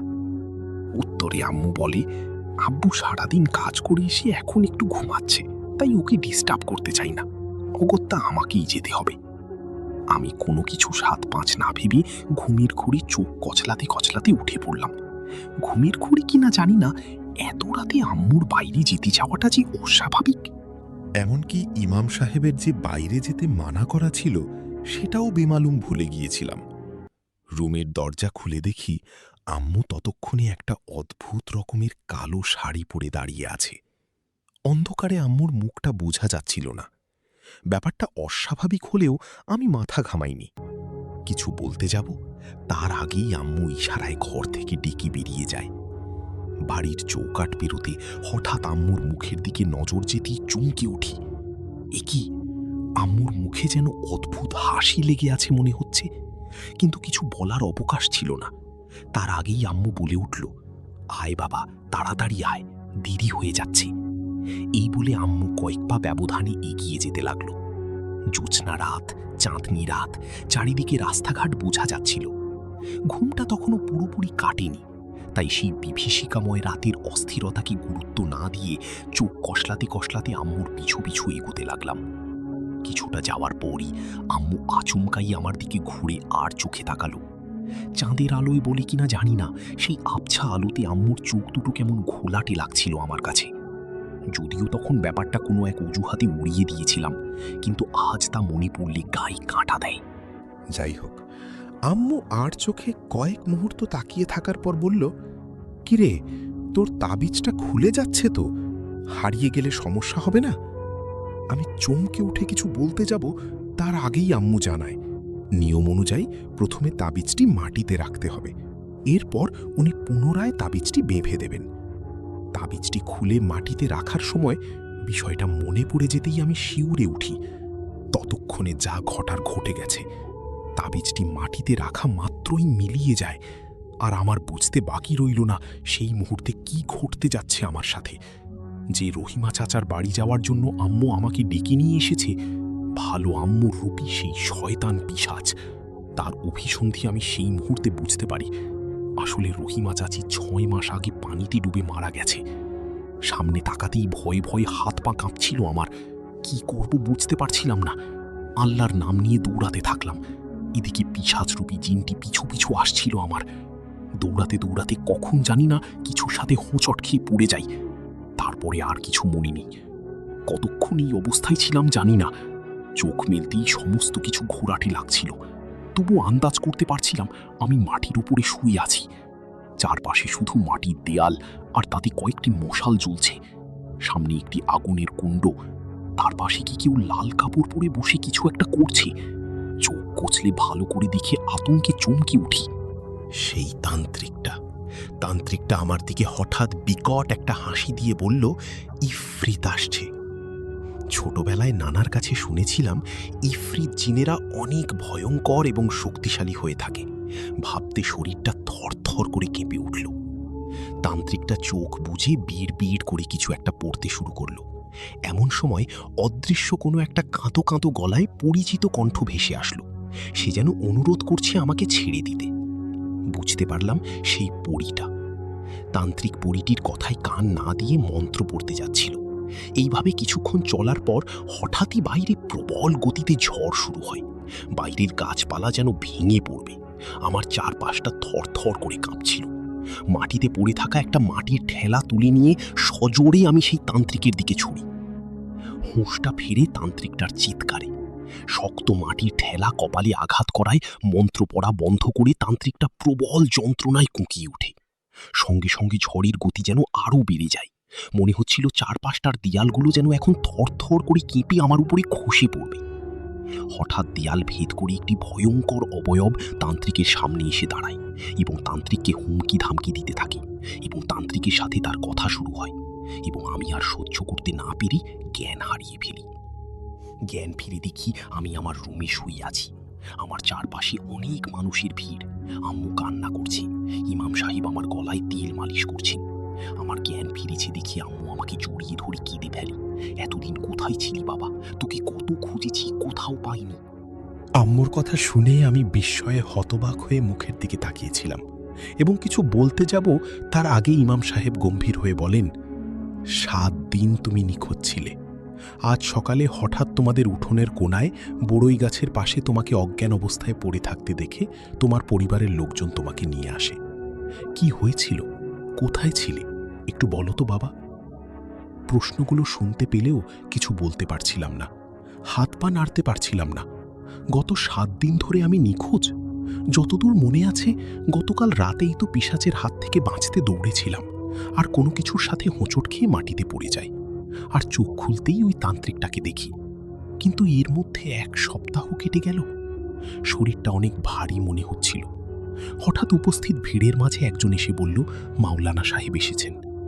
মাওলানা সাহেব লম্বা একটা সালাম দিয়ে ঘরে প্রবেশ করে আম্মু, আব্বু, ইমাম সাহেব ছাড়া সবাইকে ঘর থেকে বেরিয়ে যেতে বললেন। এরপর কিছুক্ষণ ঝাড়ফুঁক করে দোয়া পড়ি আমার গায়ে ফুঁ দিতেই শরীরটা যেন আস্তে আস্তে হালকা হয়ে গেল। হাত পা নাড়াতে পারছিলাম। ধীরে ধীরে মুখের জড়তা সয়ে যায়। এরপর মাওলানা সাহেব আমাকে উঠে বসতে বলেন। আব্বু আম্মুকে ঘর থেকে বেরিয়ে যেতে বলেন। আমি উঠে বসতে ইমাম সাহেব আমাকে ধরে বসলেন এবং মাওলানা সাহেব বিড়বিড় করে কিছু সূরা পড়ে আমার মাথায় হাত রাখলেন। কিছুক্ষণ পরই সমগ্র ঘরটা একটা মিষ্টি ঘ্রাণে ভরে গেল। আশ্চর্যজনকভাবে দেখলাম মাওলানা সাহেব অচেনা ভাষায় অদ্ভুতভাবে অদৃশ্য কারো সাথে কথা বলছে। এভাবে কিছুক্ষণ কথোপকথন চলার পর আবারও অনুভব করলাম মিষ্টি ঘ্রাণটা ধীরে ধীরে মিলিয়ে গেল। ঘরের পরিবেশটা আবারও স্বাভাবিক হয়ে গেল এবং মাওলানা সাহেব বললেন আমার আম্মু আব্বুকে ডেকে নিয়ে আসতে। আব্বু আম্মুকে মাওলানা সাহেব এ যাবৎ আমার সাথে কি কি ঘটেছে তা সবিস্তারে খুলে বললেন। আমি হতবুদ্ধির মতো চুপচাপ বসে শুনছিলাম। মাওলানা সাহেব বললেন, আপনাদের ছেলে সাক্ষাৎ মৃত্যুর কাছ থেকে বেঁচে এসেছে। আল্লাহ আপনার ছেলেকে বাঁচিয়েছেন। ওই দিন আপনার ছেলে যে পরীটিকে বাঁচিয়েছিল সেটি কোনো সাধারণ পরী ছিল না, একটি শক্তিশালী বংশের পরী। তান্ত্রিকটি চাচ্ছিল পরীটিকে হত্যা করে তার শক্তি অর্জন করতে, কিন্তু তার কালো জাদুর বিদ্যা ও তার সাথে থাকা জিন দিয়ে কোনো মতেই সে পরীটিকে ধরতে সক্ষম হচ্ছিল না। তাই সে সমবয়সী 3টা বাচ্চাকে বলে দিয়ে শয়তানকে হাজির করে ওই পরীটিকে ধরার পরিকল্পনা করে। সেদিন তান্ত্রিকের নারকীয় আশা পূর্ণ হয়েই যাচ্ছিল, কিন্তু আপনাদের ছেলে অজান্তেই তান্ত্রিকের সেই নির্মম ইচ্ছায় পানি ঢেলে দেয়। তীরে এসে তড়ি ডোবায়। তান্ত্রিকটি প্রচণ্ড রেগে ফেটে পড়ি এবং আপনার ছেলেকে মারার জন্য তার সাথে থাকা জিন পাঠায়। ঠিক সেই সময়ে পরীটি এসে একে একে তান্ত্রিকের জিনগুলোর সাথে প্রবল বিক্রমে লড়াই শুরু করে। আপনার ছেলেকে বাঁচানোর চেষ্টা করে, কিন্তু একসময় সে ক্লান্ত হয়ে পড়ে। শয়তান জিনের দল তখন সেই সুযোগটা নিয়ে পরীকে ধরতে গেলে আপনারা ওখানে এসে পড়েন এবং পরীটির কথা মতো কুরআন শরীফ পাঠ করে তাকে বাঁচান। একটি শক্তিশালী শয়তান পিশাচের সাহায্যে আপনার ছেলেকে তারা বাইরে নিয়ে যায়। তান্ত্রিকটি ইফরিত জিনকে আহ্বান করেছিল এবং সে আপনার ছেলেকে বশ করেই ফেলেছিল প্রায়। কিন্তু শেষ মুহূর্তে আপনার ছেলে একটা ঠেলা ছুঁড়ে তান্ত্রিককে আঘাত করে এবং তার মাঝে ইফরিত চলে আসে এবং সে ক্ষিপ্ত হয়ে তান্ত্রিক তাকে মেরে ফেলে। এখন আর কোনো সমস্যা নেই, আপনার ছেলের উপর আল্লাহর রহমতে সমস্ত বিপদ কেটে গেছে। তবুও একটা তাবিজ দিয়ে যাচ্ছি, ভবিষ্যতে আর কোনো বিপদ হবে না। এই বলে মৌলানা সাহেব ইমাম সাহেবকে নিয়ে চলে যান। আর কোনোদিনও সেই পরীর দেখা পাইনি। তবে অন্ধকার রাতে কখনো কখনো শুনশান একা হাঁটার পথে মাঝে মাঝে সেই পরীটির মিষ্টি ঘ্রাণ অনুভব করি। এই বলে আব্দুল চাচা থামলেন। আমার মুখে কোনো ভাষা ছিল না, এর ব্যাখ্যাও নেই আমার কাছে। শ্রোতা বন্ধুদের কাছে যদি ব্যাখ্যা থাকে তাহলে অবশ্যই জানাবেন। সবাইকে জানিয়ে দিই, এই চ্যানেলটিতে এখন নিয়মিত নতুন নতুন স্টোরি আপনারা শুনতে পারবেন, তাই এখনই সাবস্ক্রাইব করে রাখুন। আর আরেকটা কথা, আপনারা যদি নিজেদের ঘটনা চান আমি পড়ে শোনাই, তাহলে অবশ্যই আপনারা আমাকে ইমেল করতে পারেন। ইমেইলে আপনার নাম, ঠিকানা সহ আপনার ঘটনা পাঠিয়ে দিন। এই ভিডিও ডিসক্রিপশনেই ইমেল অ্যাড্রেস পেয়ে যাবেন। ইমেলটি হল sakindocumentary@gmail.com। দেখা হবে পরবর্তী কোনো ঘটনায়। আজকের ঘটনাটি একটি গ্রাম কেন্দ্রিক বাস্তবতার ছোঁয়া পাওয়া অজানা এক ঘটনা। এর সূত্রপাত অনেক আগের, মুক্তিযুদ্ধেরও বহু পূর্বে, আনুমানিক 1948 থেকে 1960-এর মাঝামাঝি সময়ের কোনো এক পর্যায়ে। ঘটনাটি ঘটেছিল সিরাজগঞ্জ জেলার কাজীপুর থানার অন্তর্গত এক প্রত্যন্ত, নীরব ও প্রকৃতির গভীর ছায়ায় ঘেরা গ্রামে। যদিও ঘটনার মূল সূত্রপাত সেই সময়ের অনেক আগেই, তবুও আমি ঘটনাটিকে বিশেষভাবে তুলে ধরছি মুক্তিযুদ্ধকালীন সময় থেকে, যখন দেশ এক ভিন্ন বাস্তবতা ও অস্থিরতার মধ্য দিয়ে যাচ্ছিল। এই ঘটনাটি আমি শুনেছিলাম আমারই এক ঘনিষ্ঠ ভাইয়ের কাছ থেকে। তিনি যেভাবে ঘটনাটি আমাকে বর্ণনা করেছিলেন, ঠিক সেই একই অনুভূতি, সেই একই ভাষা ও আবেগকে ধারণ করেই আজকের এই ঘটনাটি আপনাদের সামনে উপস্থাপন করছি। যুদ্ধ তখন শুরু হয়নি, চারিদিকে চলছে স্বাধীনতার চেতনায় মত্ত হয়ে চলার খেলা। আমাদের গ্রামটি ছিল বন জঙ্গলে ঘেরা সবুজ একটি গ্রাম, যে কেউ দেখলেই যেন এর নয়ন অভিরাম প্রাকৃতিক সৌন্দর্যে নিজের প্রশান্তি খুঁজে পেত। গ্রামটি শহরাঞ্চল থেকে বেশ ভালোই দূরে ছিল। তখনকার যাতায়াত ব্যবস্থাও তেমন একটা উন্নত ছিল না, তাই বাইরে থেকে আমাদের গ্রামে মানুষের আনাগোনা তেমন ছিল না। গ্রামের মোট জনসংখ্যাও ছিল বেশ কম। মূলত কৃষিকাজ, মাছ ধরা, গবাদি পশুপালনই ছিল এখানকার মানুষের মূল পেশা। আমাদের গ্রাম ঘেঁষে বয়ে চলেছে খলস্রোতা এক নদী। নদীর ধারে কিছু দূর পরপর ছিল প্রকাণ্ড 3টি বটগাছ, আর সামান্য দূরে ছিল বিশাল এক বড় আম গাছ। এখানেই মূলত গ্রামের জেলেরা প্রতিদিন মাছ ধরার কাজে নিয়োজিত থাকত।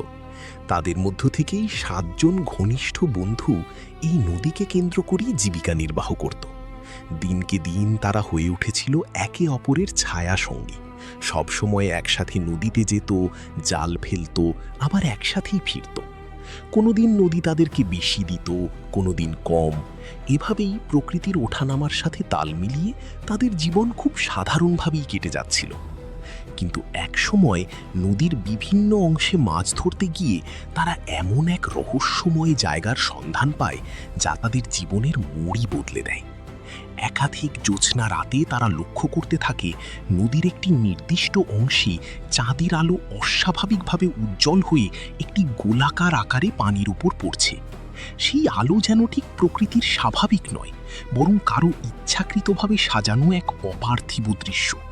আর সেই আলোর নিচে পানির গভীরে দেখা যেত বিশাল বিশাল মাছের অস্বাভাবিক বিচরণ, যেন নদীর নিচে কোনো অজানা জগৎ জেগে উঠেছে।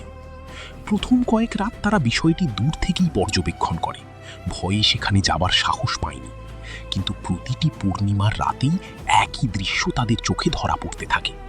একই গোলাকার আলো, একই অস্বাভাবিক মাছের চলাফেরা। ধীরে ধীরে ভয় কেটে গিয়ে তাদের মনে জন্ম নেয় এক ধরনের কৌতূহল আর লোভ মিশ্রিত সাহস। অবশেষে এক রাতে তারা সিদ্ধান্ত নেয়, এবার তারা নিজের চোখে পরীক্ষা করবে সেই রহস্যময় স্থানটি।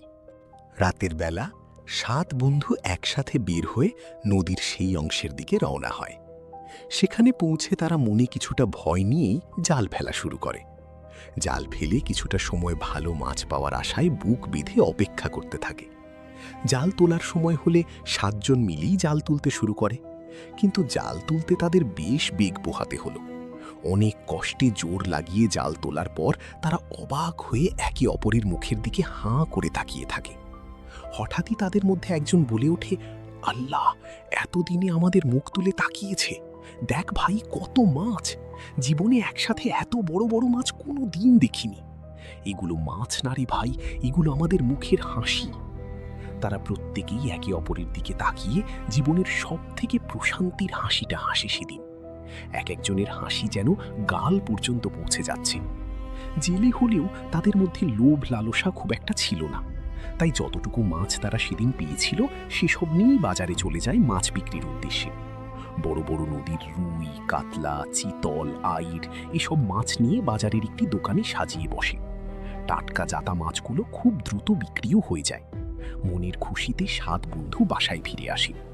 আজ তাদের রোজগার আয়ের তুলনায় প্রায় 5-6 গুণ বেশি আয় হয়েছে। প্রত্যেকেই বাড়ি ফিরে আসার সময় বউ বাচ্চাদের জন্য কিছু না কিছু কিনে নিয়ে এসেছে। বাড়ি ফিরে রাতের খাবার শেষ করে ক্লান্ত শরীরটাকে বিছানায় এলিয়ে দিয়ে প্রশান্তির এক ঘুম উপভোগ করে প্রত্যেকেই। সকালে ঘুম থেকে উঠে তারা একে অপরের সাথে দেখা করে, আর বাড়তি রোজগারের টাকা থেকে কিছু টাকা ব্যবহার করে চাল, ডাল সহ প্রয়োজনীয় বাজার সদাই করতে বাজারে চলে যায়। বাজারে গিয়ে তারা অদ্ভুত এক প্রশ্নের সম্মুখীন হয়। কিছু মানুষ তাদেরকে দেখে জিজ্ঞেস করে, এই যে ও জেলে ভাইয়েরা, গতকাল মাছগুলো কোথা থেকে ধরেছিলি বলতো? এরকম মাছ তো আগে কখনো বাপের জন্মে খাইনি, অনেক স্বাদ ছিল মাছের। কিন্তু একজন ক্রেতার কথা শেষ হতে না হতেই আরেকজন এসে অকথ্য ভাষায় গালাগালি করতে করতে বলে, কি মাছ বিক্রি করলি তোরা? একটা মাছ মুখে দিতে পারলাম না। রান্না করার পর তরকারিতে মাছ কেন? মাছের কাঁটাও খুঁজে পেলাম না। এটা কেমন মাছ? লোক ঠকানোর নতুন ধান্দা বের করেছিস? দ্বিতীয় ক্রেতার কথা শেষ হতে না হতেই প্রথম ক্রেতা বলে ওঠেন, 2টা মাছ কেটে রান্না করা হলেও তরকারিতে মাছ পেয়েছি মনে হয় একটা। মাছের মাথা আর লেজ ছিল একটা করে। এর কারণ জানতেই তোদেরকে দাঁড় করিয়েছি। নিজের মনের ভুল ভেবেই নিতাম যদি নাই ভাইজানের কথা না শুনতাম। এইসব শুনে জেলেরা বেশ আতঙ্কিত হয়ে পড়ে, কেননা গতকাল অনেক মাছ তারা বিক্রি করেছে। সেই ছোটবেলা থেকেই বাপ দাদার সাথে মাছ ধরে বাজারে বিক্রি করে আসছে তারা। কখনোই এমন কোনো ঘটনার সম্মুখীন হতে হয়নি। কিন্তু ক্রেতারা যা বলছে তা কি আদৌ বিশ্বাসযোগ্য কোনো কথা? ক্রেতাদের তুপির মুখে কিছু টাকা ফেরত দিয়ে তারা সামান্য বাজার করেই বাড়ি ফিরে আসে। রাতে তারা আবার সেখানেই মাছ ধরতে চলে যায়। আজ জাল ফেলে যেন গতকালের চেয়েও বেশি মাছ পায় তারা। কিন্তু আজ মাছ ধরে কেন যেন তারা খুব একটা খুশি হতে পারছে না।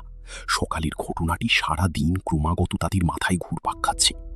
ভয়ে ভয়ে মাছগুলো নিয়ে তারা বাজারের উদ্দেশ্যে রওনা হয়। বাজারে গিয়ে তারা মিশ্র মতামতের সম্মুখীন হয়। গতকাল যারা মাছ কিনেছে তাদের কেউ কেউ মাছের বেশ প্রশংসা করছে, আবার কেউ কেউ নিন্দে। যারা গতকাল কেনা মাছের প্রশংসা করছে তারা আজও থলি ভর্তি করে মাছ নিয়ে যাচ্ছে, আবার কেউ কেউ তাদেরকে গালমন্দ করেই যাচ্ছে। এভাবেই আজও সব মাছ বিক্রি করে মোটা অঙ্কের টাকা নিয়ে বাসায় ফিরে আসে তারা। রাতে তেমন একটা ভালো ঘুম হলো না। সকালে ঘুম থেকে উঠে 7 জন মিলে বাজারে গেল গতকাল বিক্রি হওয়া মাছ নিয়ে কোনো কথা হচ্ছে কিনা তা জানার জন্য।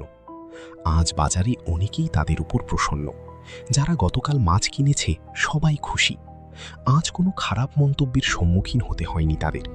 মনে যেন খুশির জোয়ার আসতে শুরু করে তাদের। খুশি মনে বাসায় ফিরে এসে রাতের জন্য অপেক্ষা করতে থাকে। এভাবেই মাছ ধরে বিক্রি করতে করতে তাদের দিন ফেরে। প্রায় 3 মাসের মতো পেরিয়ে যায়।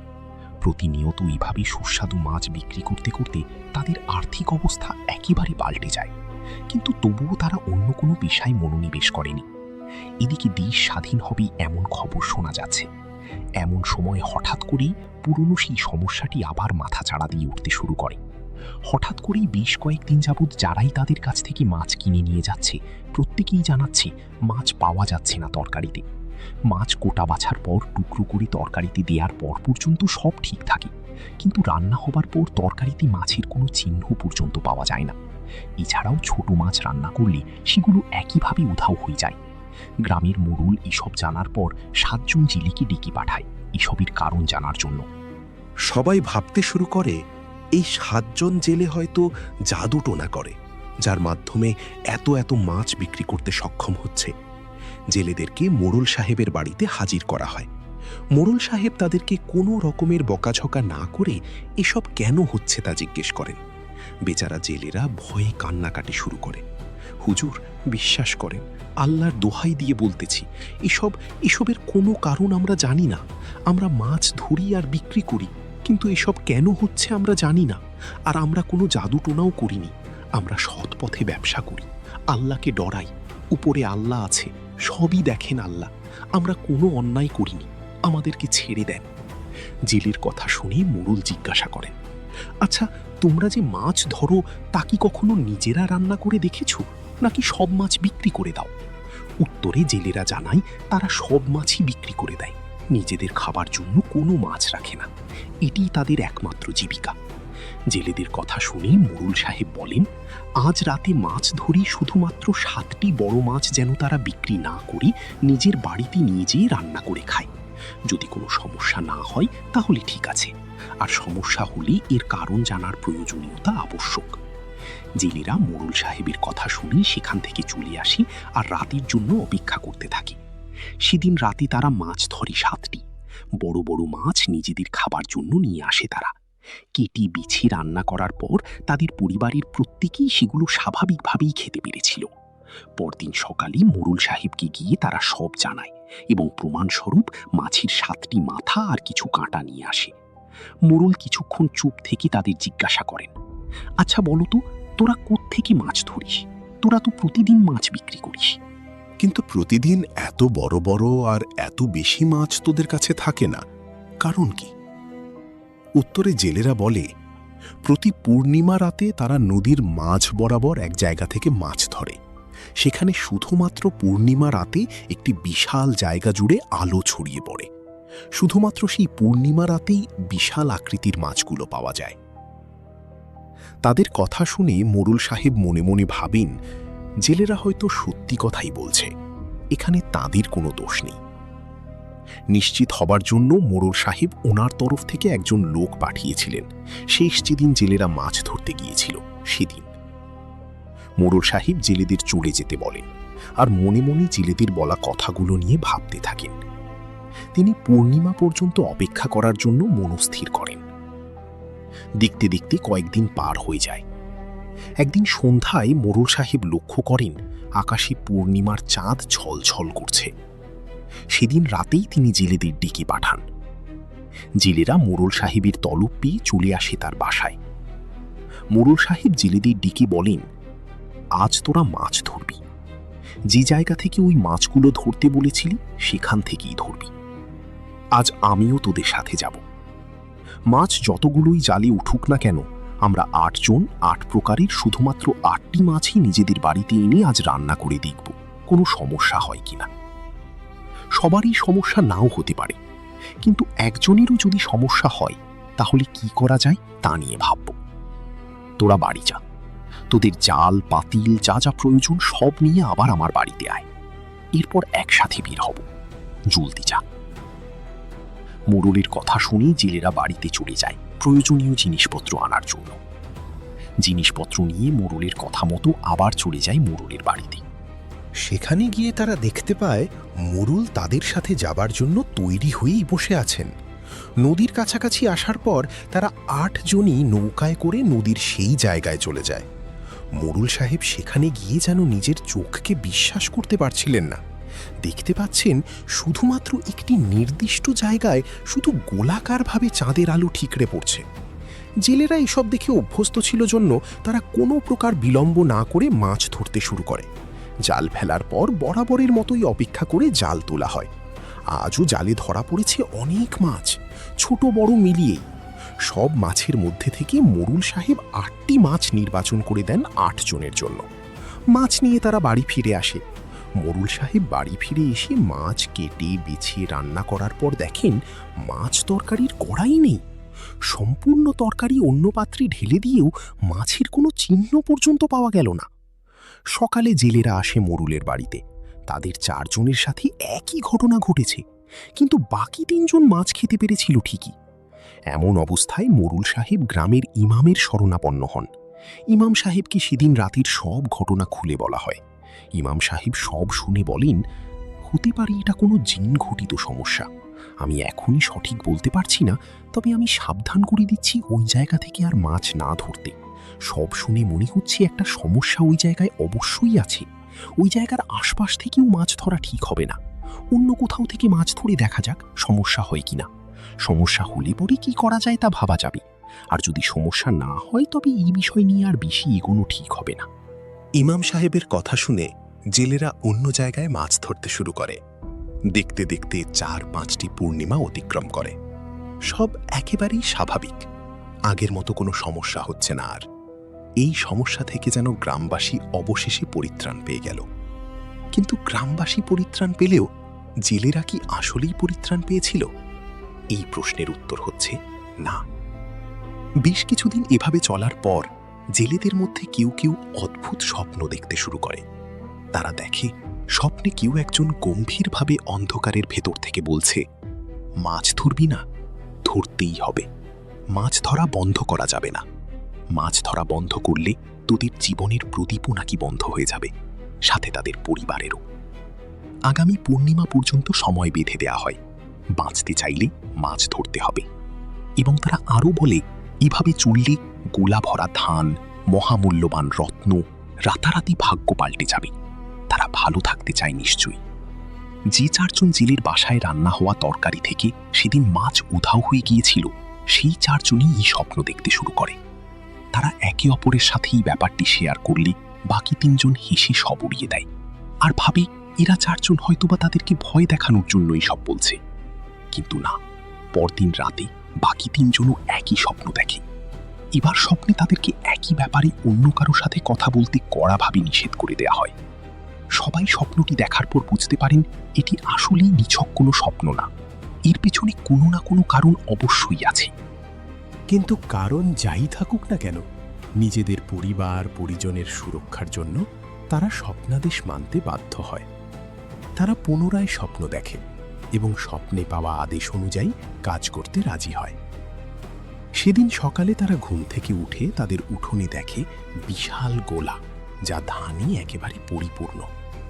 ঘরের মেঝেতে ছড়িয়ে আছে মহামূল্যবান স্বর্ণালঙ্কার। এসব দেখে তারা খুশিতে যেন আত্মহারা হয়ে যায় আর জিনের কথা মতো কাজ করতে বেশি আগ্রহী হয়ে যায়। আসলে লোভ একবার ধরলে সহজে ছাড়ে না, এক্ষেত্রেও তাই হয়েছে। এবং এই লোভের ফলস্বরূপ কোনো এক পূর্ণিমা রাতে সেখান থেকে মাছ ধরার জন্য বেরিয়ে পড়ে তারা। টানা 1 মাসের মতো সময়ে সেখান থেকে তারা বাধ্য হয়েই মাছ ধরে। কিন্তু সেখান থেকে ধরা মাছ তারা বাজারে বিক্রি করেনি, কারণ বাজারে এই মাছ বিক্রি হলে সমস্যা আবার দেখা দেবে এবং সবাই তাদের নিষিদ্ধ স্থান থেকে মাছ ধরার ব্যাপারে জেনে যাবে। তাই তারা সেখান থেকে মাছ ধরার পাশাপাশি অন্য একটি স্থান থেকেও মাছ ধরতে শুরু করে, যা তারা বাজারে বিক্রি করত। এভাবে সব ঠিকভাবেই চলছিল। হঠাৎ একদিন তারা আবার স্বপ্নে সেই অবয়বকে দেখে। এবার সে অবয়ব অন্ধকারাচ্ছন্ন দেখালেও আগের থেকে কিছুটা স্পষ্ট দেখা যাচ্ছিল। জেলেরা যেখানে মাছ ধরত তার পাড়ে ছিল একটা বিশাল বড় আম গাছ। সেই আম গাছের ধারে কেউ একজন একটি কালো সিংহাসনে রাজার মতন বসে আছে, তার হাতে একটি প্রকাণ্ড লাঠি। সে স্বপ্নে তাদেরকে একটি করে আদেশ দেয়, যা পালন করতে তারা বাধ্য, অন্যথা জীবনের ঝুঁকি আছে। ঝুঁকিটা শুধুমাত্র তাদের জীবনের নয়, তাদের পরিবারেরও। তারা সকলেই এই স্বপ্ন দেখে বুঝতে পারে অবশ্যই কেউ একজন তাদেরকে এমন একটি স্বপ্ন দেখিয়েছে। তারা ভয়ে ভয়ে পরের দিন চলে যায় নির্ধারিত স্থানে মাছ ধরার জন্য।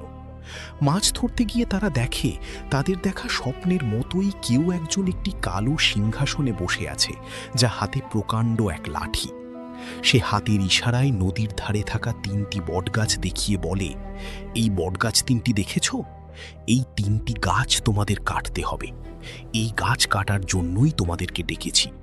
যত দ্রুত সম্ভব এই গাছ তোমাদেরকে কাটতে হবে। প্রস্তুত থাকো, আগামী পূর্ণিমায় আমি আবার আসব। এই বলে অবয়বটি মুহূর্তে হাওয়ায় মিলিয়ে যায়। প্রিয় শ্রোতা বন্ধুরা, আপনারা কি বুঝতে পারছেন ঘটনাটি এবার কোন দিকে মোড় নিচ্ছে? হয়তোবা এই গাছ 3টির কোনো একটি ইতিহাস রয়েছে, কি হতে পারে এই ইতিহাস? চলুন জেনে আসা যাক। এই 3টি বটগাছ এখানে কিভাবে এসেছে, কোত্থেকে এসেছে তা অনেকেরই অজানা। শুধুমাত্র গ্রামের কিছু মুরব্বী ব্যক্তিবর্গ এই ব্যাপারটি সম্পর্কে জানেন। 1950-60-এর দশকে এই গ্রামে একটি ঘটনা ঘটে। ঘটনাটি বলার আগে ঘটনাটির কারণ জানাটা জরুরি। আপনারা অনেকেই হয়তো জানেন, জিন মানুষের মতোই একটি জাতি। জিন জাতিরা সামাজিকভাবে বসবাস করে।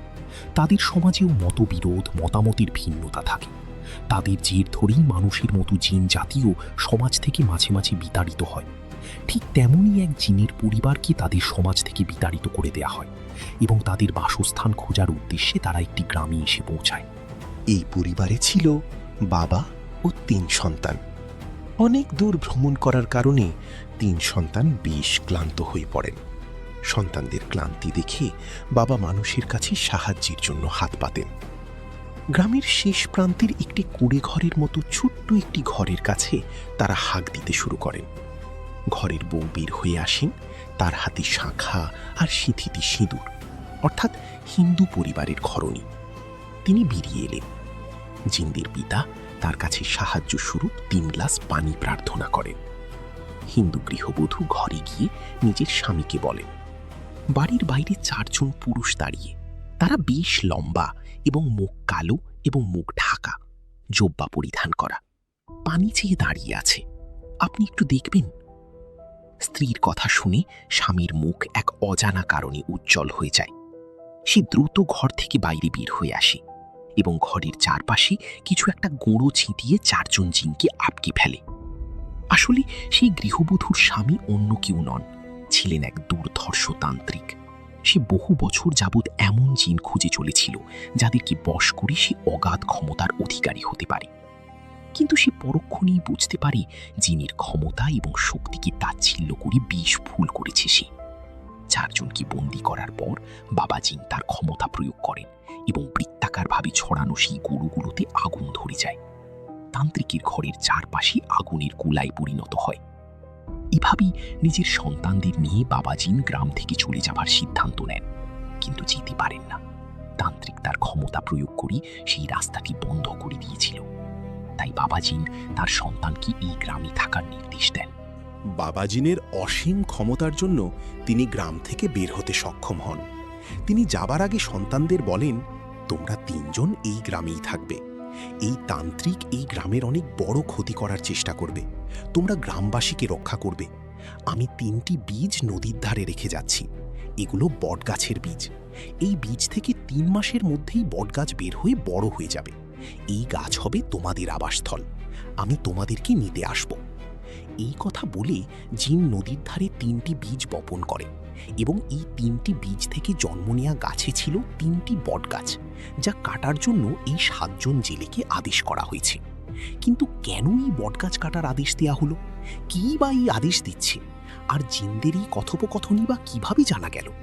সুপ্রিয় শ্রোতা, এসব জানার জন্য আর একটু সময় অপেক্ষা করতে হবে। এই 3টি বটগাছ থাকার জন্য এই গ্রামের কোনো ক্ষতি আজ পর্যন্ত হয়নি। 1971 মুক্তিযুদ্ধ কেবল শুরু হয়েছে। আমরা জানি প্রতিটি গ্রাম বা শহর জেলায় তখন মুক্তিযুদ্ধ চলাকালীন সময়ে দেশ স্বাধীন করার জন্য ছিল অগাধ চেতনা। ঠিক তেমনই ছিল রাজাকারদের তাণ্ডব। আমাদের গ্রাম অনেক ভেতরে হওয়ায় রাজাকারদের নজর তখনও আমাদের গ্রামে পড়েনি। কিন্তু শকুনের চোখ ফাঁকি দেয়া কি আসলেই সম্ভব? শকুনরূপী রাজাকারদের দল পাকিস্তানি সেনাদেরকে আমাদের গ্রামের খবর দিয়ে দেয়। তারা আমাদের গ্রাম আক্রমণ করতেও আসে। কিন্তু কোনো এক অজানা শক্তি যেন আমাদের গ্রামকে ক্রমাগত রক্ষা করে যাচ্ছিল। যখনই হামাদার বাহিনী গ্রামের বাইরে থেকে ভেতরে ঢোকার চেষ্টা করত, ঠিক তখনই তারা দেখতে পেত কোথা থেকে যেন অগণিত বাঘের দল ছুটে এসে তাদের উদ্দেশ্যে মাছ খাই গলায় হুঙ্কার দিতে দিতে এগিয়ে আসছে। গ্রামের সীমানা থেকে বের হবার সাথে সাথেই বাঘগুলো কেমন যেন অন্ধকারে মিলিয়ে যেত। এবার ফিরি জেলেদের ঘটনায়। জেলেরা সেই অজানা জায়গায় অবয়বের সাথে দেখা করে আসার পর থেকেই গ্রামে কিছু সমস্যা শুরু হয়। গ্রামের বেশ কিছু মানুষ অজ্ঞাত রোগে মারা যেতে শুরু করে। প্রত্যেকের মৃত্যুর ধরন ছিল একেবারে একই। প্রথমে কাশির সাথে রক্ত, পরে রক্ত বমি, আর পরে যন্ত্রণাদায়ক মৃত্যু। কিন্তু এসবের কারণ কেউ জানে না। এদিকে পূর্ণিমা আসতেও বেশি দেরি নেই। এর মাঝেই গ্রামের প্রায় ২০ জনের মতো মানুষ মারা যায়, আর অনেকেই বেশ অসুস্থ হয়ে পড়ে। গ্রামের মোড়ল তখন গ্রামের মসজিদের ইমাম সাহেবের সাথে যোগাযোগ করেন। ইমাম সাহেব বলেন তিনি বটগাছের সেই জিনদের সাথে কথা বলবেন। মূলত গ্রামের ইমাম, মোড়ল এবং তার হাতে গোনা ২-৩ জন সহ ৪-৫ জন জানত সেই বটগাছের ঘটনা। ইমাম সাহেব জানান তিনি কিছুদিন পরপরই নিজে জিন পাঠিয়ে খোঁজ খবর করেন। এর মধ্যে চলে আসে পূর্ণিমার রাত। জেলেরা নিজেদের মতো প্রস্তুতি নিতে থাকে সেই ৩টি বটগাছ কাটার জন্য। তারা কোদাল, কুড়াল জোগাড় করতে থাকে। রাত প্রায় ১১টা। এমন সময় ৭ জন বাসা থেকে বের হয়ে পৌঁছে যায় সেই আম গাছের কাছে। সেখানে গিয়ে তারা দেখে অন্ধকারাচ্ছন্ন আম গাছের ছায়ায় বসে আছে সেই অবয়ব। আর তাদের উদ্দেশ্য করে বলছে, তোমাদের হাতে থাকা এই সাধারণ কুড়ালগুলো কোনো কাজে আসবে না, এগুলো ফেলে দাও। এই কথা শুনে জেলেরা বলে, কুড়াল ফেলে দিলে গাছ কাটব কি দিয়ে? তখন সেই অবয়ব তাদের কুড়াল ফেলে দিয়ে নিজেদের হাতের দিকে তাকাতে বলে। তারা হাতের কুড়াল ফেলে দিয়ে নিজেদের হাতের দিকে তাকিয়ে দেখে তারা সম্পূর্ণ স্বর্ণ তৈরি একটা কুড়াল হাতে ধরে আছে। তাদের মধ্যে ২ জনকে একটি গাছ কাটার নির্দেশ দেয়া হয়। বাকি ৫ জনের মধ্যে থেকে ৩ জনকে এবং ২ জনকে ২টি গ্রুপে ভাগ করে ২টি গাছ কাটার নির্দেশ দেয়া হয়। তারা গ্রুপ অনুযায়ী গাছ কাটার জন্য তাদের গোড়ায় সেই কুড়াল দিয়ে আঘাত করতে শুরু করে। আর সাথে সাথে যেন কাল বৈশাখীর ঝড় শুরু হয়। সেই ঝড় যেন মানুষকে উড়িয়ে নিয়ে যাবার ক্ষমতা রাখে। অনেক বড় ভুল করছেন আপনারা, এখান থেকে চলে যান। এই গাছ কাটলে আপনাদের গ্রাম উজাড় হয়ে যাবে। ভালোভাবে বলছি, এখান থেকে চলে যান, নয়তো আমাদের ক্ষমতা ব্যবহার করতে বাধ্য হব। এসব শুনেও জেলেরা কোনো কর্ণপাত করেনি। তারা গাছ কাটা থেকে নিজেদেরকে বিরত রাখতে ছিল নারাজ। এরপর কি হয়েছিল তা গ্রামবাসীদের অজানা। ৭ জন জেলে এক রাতের ব্যবধানে উধাও হয়ে যায়। তাদেরকে কোথাও খুঁজে পাওয়া যাচ্ছিল না। তাদের খোঁজার জন্য তাদের স্ত্রী, সন্তান রাস্তায় নামে। তারা গ্রামের এদিক ওদিক খুঁজতে থাকে। হঠাৎ এক সময় তাদের দেখা পাওয়া যায়, কিন্তু তাদের আচরণ ছিল অস্বাভাবিক। তারা গ্রামের ভেতর প্রবেশ না করে তাদের স্ত্রী সন্তানকে গ্রামের বাইরে এসে তাদের সাথে কথা বলার জন্য অনুরোধ করেছিল। জেলের স্ত্রীদের মধ্যে একজন ছিল কুরআনের হাফেজা। তিনি ব্যাপারটিকে স্বাভাবিক বলে মেনে নিতে পারছিলেন না। তাই তিনি উচ্চ স্বরে আয়াতুল কুরসি পড়তে শুরু করেন। সাথে সাথে গ্রামের সীমানার বাইরে থাকা ৭ জন জেলে আকাশ বাতাস কাঁপিয়ে কানে হাত দিয়ে আর্তচিৎকার করতে থাকে। আয়াতুল কুরসি পড়া শেষ হলে তারা দেখেন সেই ৭ জনের চেহারা ধীরে ধীরে পরিবর্তিত হচ্ছে। তারা কোনো মানুষ নয়। তারা দেখতে মানুষের মতো হলেও মুখগুলো ছিল মাছের মতো, এবং তারা সেখান থেকে চলে যায়। এইসব ঘটনা জেলেদের স্ত্রী গ্রামের ইমাম সাহেবকে জানালে ইমাম সাহেব বলেন আজ রাতেই জিন পাঠিয়ে খোঁজ নেবেন তিনি। ইমাম সাহেবের কথা মতো রাতের বেলাতেই তড়িঘড়ি করে তিনি জিন পাঠান। সেদিন রাতে ইমামের পাঠানো জিনগুলো আর ফেরেনি। পরদিন মাগরিবের পর তারা ফিরে আসে এবং জানায় সেই ৭ জন জেলেকে বটগাছে থাকা ৩ জন জিন বন্দি করে রেখেছে, কারণ তারা এই গাছ কেটে গ্রামের অনিষ্ট ডেকে আনতে পারত। আর তারা তাদের কাজে ব্যর্থ হওয়ায় তাদেরকে যে বটগাছ কাটার নির্দেশ দিয়েছে সে প্রচণ্ড ক্ষুব্ধ হয়ে জেলেদের স্ত্রী সন্তানকে মারার জন্য জিন পাঠায়, কিন্তু সেখানেও তারা সফল হতে পারেনি। আসলে যে এই গাছ কাটার নির্দেশ দিয়েছিল সে ছিল খুবই শক্তিশালী একজন জিন, যে তার প্রতিজ্ঞা রক্ষার জন্যই এই গাছ ৩টি কাটতে বলেছিল।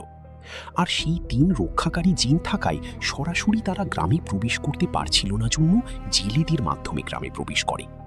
এই জন্যই জেলেদের মাছ ধরার জন্য বলা হয়েছিল, যেন সেই অনিষ্টকারী জিন তার দলবলকে গ্রামে প্রবেশ করাতে পারে। গ্রামে যারা রক্তবমি করে মারা গিয়েছে তারা প্রত্যেকেই ছিল জেলেদের সাথে আসা সেসব জিনের শিকার। মূলত ইমাম সাহেবের মাধ্যমেই এই ৩ জিনের এখানে আসা এবং জেলেদের বন্দী হবার ঘটনাগুলো জানা সম্ভব হয়েছিল। কিন্তু কিছু ঘটনা আছে এখনও খুলে বলার। এই ঘটনা খুলে বললেই অনিষ্টকারী জিনদের পরিচয় জানা সম্ভব হবে। তান্ত্রিক সেই জিনের পরিবারকে বন্দী করতে না পারায় বেশ ক্ষুব্ধ হন, আর সেই ক্ষোভের বশবর্তী হয়ে গ্রামের বাইরে যাওয়া থেকে আটকানোর চেষ্টা করেন। কিন্তু বাবা জিন ৩ সন্তানকে গ্রামে রেখেই চলে যায়। তান্ত্রিক তার পালিত কিছু শয়তান জিনের মাধ্যমে এই খবর জানতে পারে এবং অত্যন্ত শক্তিশালী এক জিনকে নিজের মন্ত্র দ্বারা আমন্ত্রণ করে। তান্ত্রিকের উদ্দেশ্য ছিল সেই জিনকে বন্দি করা, কিন্তু বারবার সে ব্যর্থ হচ্ছিল। সে গ্রামের এদিক সেদিক ঘুরে নানা প্রকার কালো জাদু করতে থাকে। গ্রামের মানুষ জেনে যায়। গ্রামের মানুষ জানাজানি হবার পর গ্রামের মোড়ল তাকে গ্রাম থেকে বের হয়ে যেতে বলে, কিন্তু সে ছিল নারাজ। এক পর্যায়ে গ্রামের লোকেরা তাকে বিষ মারধর করে গ্রাম থেকে বিতাড়িত করে দেয়। গ্রাম থেকে চলে যাবার সময় সে সবাইকে বলে যায় এই গ্রামের সবাইকে সে দেখে নেবে। গ্রাম ছেড়ে চলে গিয়ে গ্রামের কাছাকাছি এক জায়গায় সে একটি ছোট্ট ঘর বানিয়ে থাকা শুরু করে এবং সেখানেই তন্ত্র সাধনা করতে শুরু করে এবং সে কালো জাদু করতে শুরু করে। এবং সেই কালো জাদু সে কোনো মানুষের উপরে করেনি, করেছিল পুরো গ্রামের উপর। গ্রামের প্রতিটি মানুষের বিনাশের জন্য সেই কালো জাদু করে। কালো জাদু করার সময় জিন তাকে বলে সে তান্ত্রিকের কথা মতোই কাজ করবে, কিন্তু বিনিময়ে সে কিছু চায়। তান্ত্রিক তার কাছে কি চায় তা জানতে চাইলে সে বলে সঠিক সময়ে সে নিজেই চাওয়ার ব্যাপারে জানাবে। তান্ত্রিকের কালো জাদুর কাজ সম্পন্ন হলে জিন তার দাবির কথা জানায়। সে বলে সে তান্ত্রিকের স্ত্রীর গর্ভে থাকা সন্তানের জীবন চায়। তান্ত্রিক এতে কোনোভাবেই রাজি হয় না। তান্ত্রিক রাজি না হওয়ায় জিন তাকে বারবার স্মরণ করিয়ে দেয় যদি সে তার দাবি পূরণ না করে তাহলে এই কালো জাদু ব্যর্থ হবে। অন্যদিকে এই গ্রামের মানুষের উপর তান্ত্রিকের এতটাই ক্ষোভ ছিল যে সে নিজের সন্তানের জীবন উৎসর্গ করতে পিছু পা হয়নি। এক পর্যায়ে তান্ত্রিক রাজি হয়। কালো জাদু সম্পন্ন হবার পরদিন সকালে তান্ত্রিক ঘুম থেকে উঠে দেখে তার স্ত্রী মৃত অবস্থায় বিছানায় পড়ে আছে। কেউ তান্ত্রিকের স্ত্রীর পেট চিরে পেটের ভিতরে থাকা বাচ্চা বের করে নিয়ে গেছে। এই দৃশ্য দেখে তান্ত্রিক পাগল হয়ে যায়। সে ভেবেছিল তার এক সন্তান দুনিয়ায় আলো না দেখলেও ক্ষতি নেই, কেননা পরবর্তী সন্তান দুনিয়ার আলো ঠিকই দেখতে পাবে। কিন্তু সে জানত না তার এই কাজের জন্য তার স্ত্রীকেও জীবন দিতে হবে। সেদিন সকালেই সে তার করা কালো জাদু বন্ধ করার জন্য আসনে বসে, কিন্তু কাজ শেষ হবার আগেই সেই জিন উপস্থিত হয়। সে জিনকে তার স্ত্রীর হত্যার কারণ জিজ্ঞেস করলে জিন বলে, আমি কখনোই বলিনি আমার দাবি পূরণ করার জন্য অন্য কারো ক্ষতি হবে না। আপনি আমাকে আপনার স্ত্রীর কোনো ক্ষতি হবে কিনা জিজ্ঞেসও করেননি, তাই নিয়ম অনুযায়ী আমি কোনো ভুল করিনি। কিন্তু আপনি অনেক বড় ভুল করতে যাচ্ছেন। আপনার স্ত্রী বা সন্তানের মতো পরিণতি আপনারও হোক, সেটাই কি আপনি চাচ্ছেন? ঠিক আছে, তাই হবে। জিন তার কথা শেষ করতে না করতেই ঝাঁপিয়ে পড়ে তান্ত্রিকের ওপর, ক্ষতবিক্ষত করে দেয় তান্ত্রিকের শরীরটাকে। কোনো রকমে পালিয়ে নিজের প্রাণ হাতে নিয়ে গ্রামের ভেতরে প্রবেশ করে সে। গ্রামের ভেতরে থাকা 3 রক্ষাকারী জিনের জন্য সেই অনিষ্টকারী জিন গ্রামে প্রবেশ করতে পারছিল না। গ্রামে প্রবেশ করে তান্ত্রিক গ্রামের মানুষদেরকে ডেকে সবকিছু জানায়, সবাইকে সাবধান করে দেয়। সে গ্রামের বাইরে চলে যায়।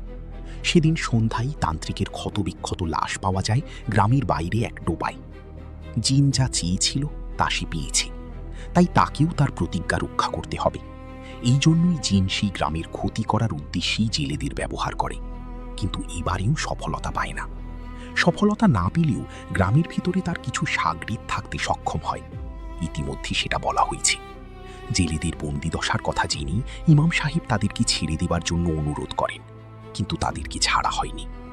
অন্যদিকে গ্রামে সেই অনিষ্টকারী জিনের দলবল ব্যাপক তাণ্ডব চালাতে থাকে। এর থেকে পরিত্রাণের উপায় জানতে চাওয়া হয় সেই 3 জন জিনের কাছে। তারা বলেন এই গ্রামে যতগুলো পরিবার আছে এবং পরিবারের যতজন সদস্য আছে তাদের সবাইকে নিজের পরিবারের সদস্য সংখ্যার সমান মোরগ দান করতে হবে। এই দান করা মোরগ জবাই করা যাবে না, তাদেরকে নদীর ধারে দিয়ে আসতে হবে। বাকি কাজ পরে জানানো হবে। জিনের কথা মতো প্রত্যেকটি পরিবার থেকে মোরগ সংগ্রহ করা হয় এবং এক পূর্ণিমার রাতে মোরগগুলো নিয়ে আসা হয় নদীর ধারে। শুধুমাত্র ইমাম সাহেবকে থাকতে বলা হয়। বাকিরা চলে গেলে ইমাম সাহেবকে একটি তরবারি দেয়া হয় আর পেছন ফিরে মোরগগুলোকে দেখতে বলা হয়। পেছন ফিরে ইমাম সাহেব অবাক হয়ে যান, এখানে মোরগ কোথায়? সবই তো চলচ্যান্ত মানুষ। গ্রামের সব মানুষ যেন সেখানে জড়ো হয়েছে। ইমাম সাহেবকে দেখে তারা ভয় পেতে শুরু করে। ইমাম সাহেবকে ভয় পেতে নিষেধ করা হয় এবং ইলুপাথারিভাবে তরোয়ার চালিয়ে হত্যা করতে বলা হয়। ইমাম সাহেব জিনদের কথা মতো কাজ চালাতে শুরু করেন। সেদিন রাতেই নদীর পাড় থেকে ভয়ঙ্কর আওয়াজ ভেসে আসছিল গ্রামবাসীদের কানে। সারা রাত আত্মচিৎকার শুনে গ্রামবাসীরা আতঙ্কিত হয়ে পড়েছিল। ইমাম সাহেবের কাজ শেষ হলে তিনি দেখেন সেখানে কোনো মানুষ নেই। মানুষের জায়গায় মোরগগুলো জবাইরত অবস্থায় পড়ে আছে। সেদিনের কাজ শেষ হলে ইমাম সাহেব ফিরে আসেন। গ্রামের উপর থেকে বিপদ কেটে যায়। এরপর কেটে যায় 2টি বছর। সেই 7 জন জেলেকে মুক্ত করা হয়। তাদের মধ্যে প্রায় সবাই পাগলের মতো হয়ে গিয়েছিল। গ্রামে ফিরে এসে গ্রামের পরিবর্তন দেখে তারা অবাক হয়ে যায়। তারা জানায় তারা নাকি গতকালই গাছ কাটতে গিয়েছিল, কিন্তু একদিনের ব্যবধানে এমন পরিবর্তন কিভাবে হলো তা তারা কিছুতেই বুঝতে পারছে না। নিজেদের স্ত্রী সন্তানের খোঁজ নিয়ে তারা নিজ নিজ বাড়িতে যায়, কিন্তু কারও দেখা পায় না। তারা এক পর্যায়ে বদ্ধ পাগল হয়ে যায় আর রাস্তায় রাস্তায় ভিক্ষা করতে শুরু করে, এবং তারা গ্রামের কোনো মানুষের সাথে দেখা হলেই বলতো যে কেউ নাকি বাঁচবে না, সবাই মরবে। তাদের কথা শুনে গ্রামবাসীরা আতঙ্কিত হয়ে পড়ে। ইমাম সাহেবকে জানানো হলে তিনি খোঁজ নিয়ে জানতে পারেন যেদিন রাতে নদীর ধারে মোরগ জবাই করা হয়েছিল, সেদিন রাতেই গ্রামের এক পরিবারে এক পুত্র সন্তানের জন্ম হয়, যা ছিল সকলেরই অজানা। সেই পুত্র সন্তানের জন্মের জন্যই সেদিন করা কাজগুলো প্রায় ব্যর্থ হয়েছিল। পরবর্তী সেই গ্রামে কি হয়েছিল এবং এসব থেকে তারা পরিত্রাণ পেয়েছিল কিনা তা এখনও জানতে পারেনি কেউ। ঘটনাটি বর্তমানে অমীমাংসিত অবস্থাতেই রয়ে গেল। তবে গ্রামের বয়স্ক মানুষদের মুখে আজও শোনা যায় পূর্ণিমার রাতে সেই নদীর ধারে গেলে দূর থেকে অদ্ভুত কান্নার শব্দ ভেসে আসে। কেউ কেউ দাবি করে গভীর রাতে 3টি বটগাছের নিচে এখনও ছায়ামূর্তিদের চলাফেরা করতে দেখা যায়। আবার অনেকে বলে নদীর পানিতে মাঝে মধ্যে হঠাৎ গোলাকারভাবে চাঁদের আলো জ্বলে ওঠে, ঠিক যেমনটা বহু বছর আগে দেখা যেত। সবাইকে জানিয়ে দিই, এই চ্যানেলটিতে এখন নিয়মিত নতুন নতুন স্টোরি আপনারা শুনতে পারবেন, তাই এখনই সাবস্ক্রাইব করে রাখুন।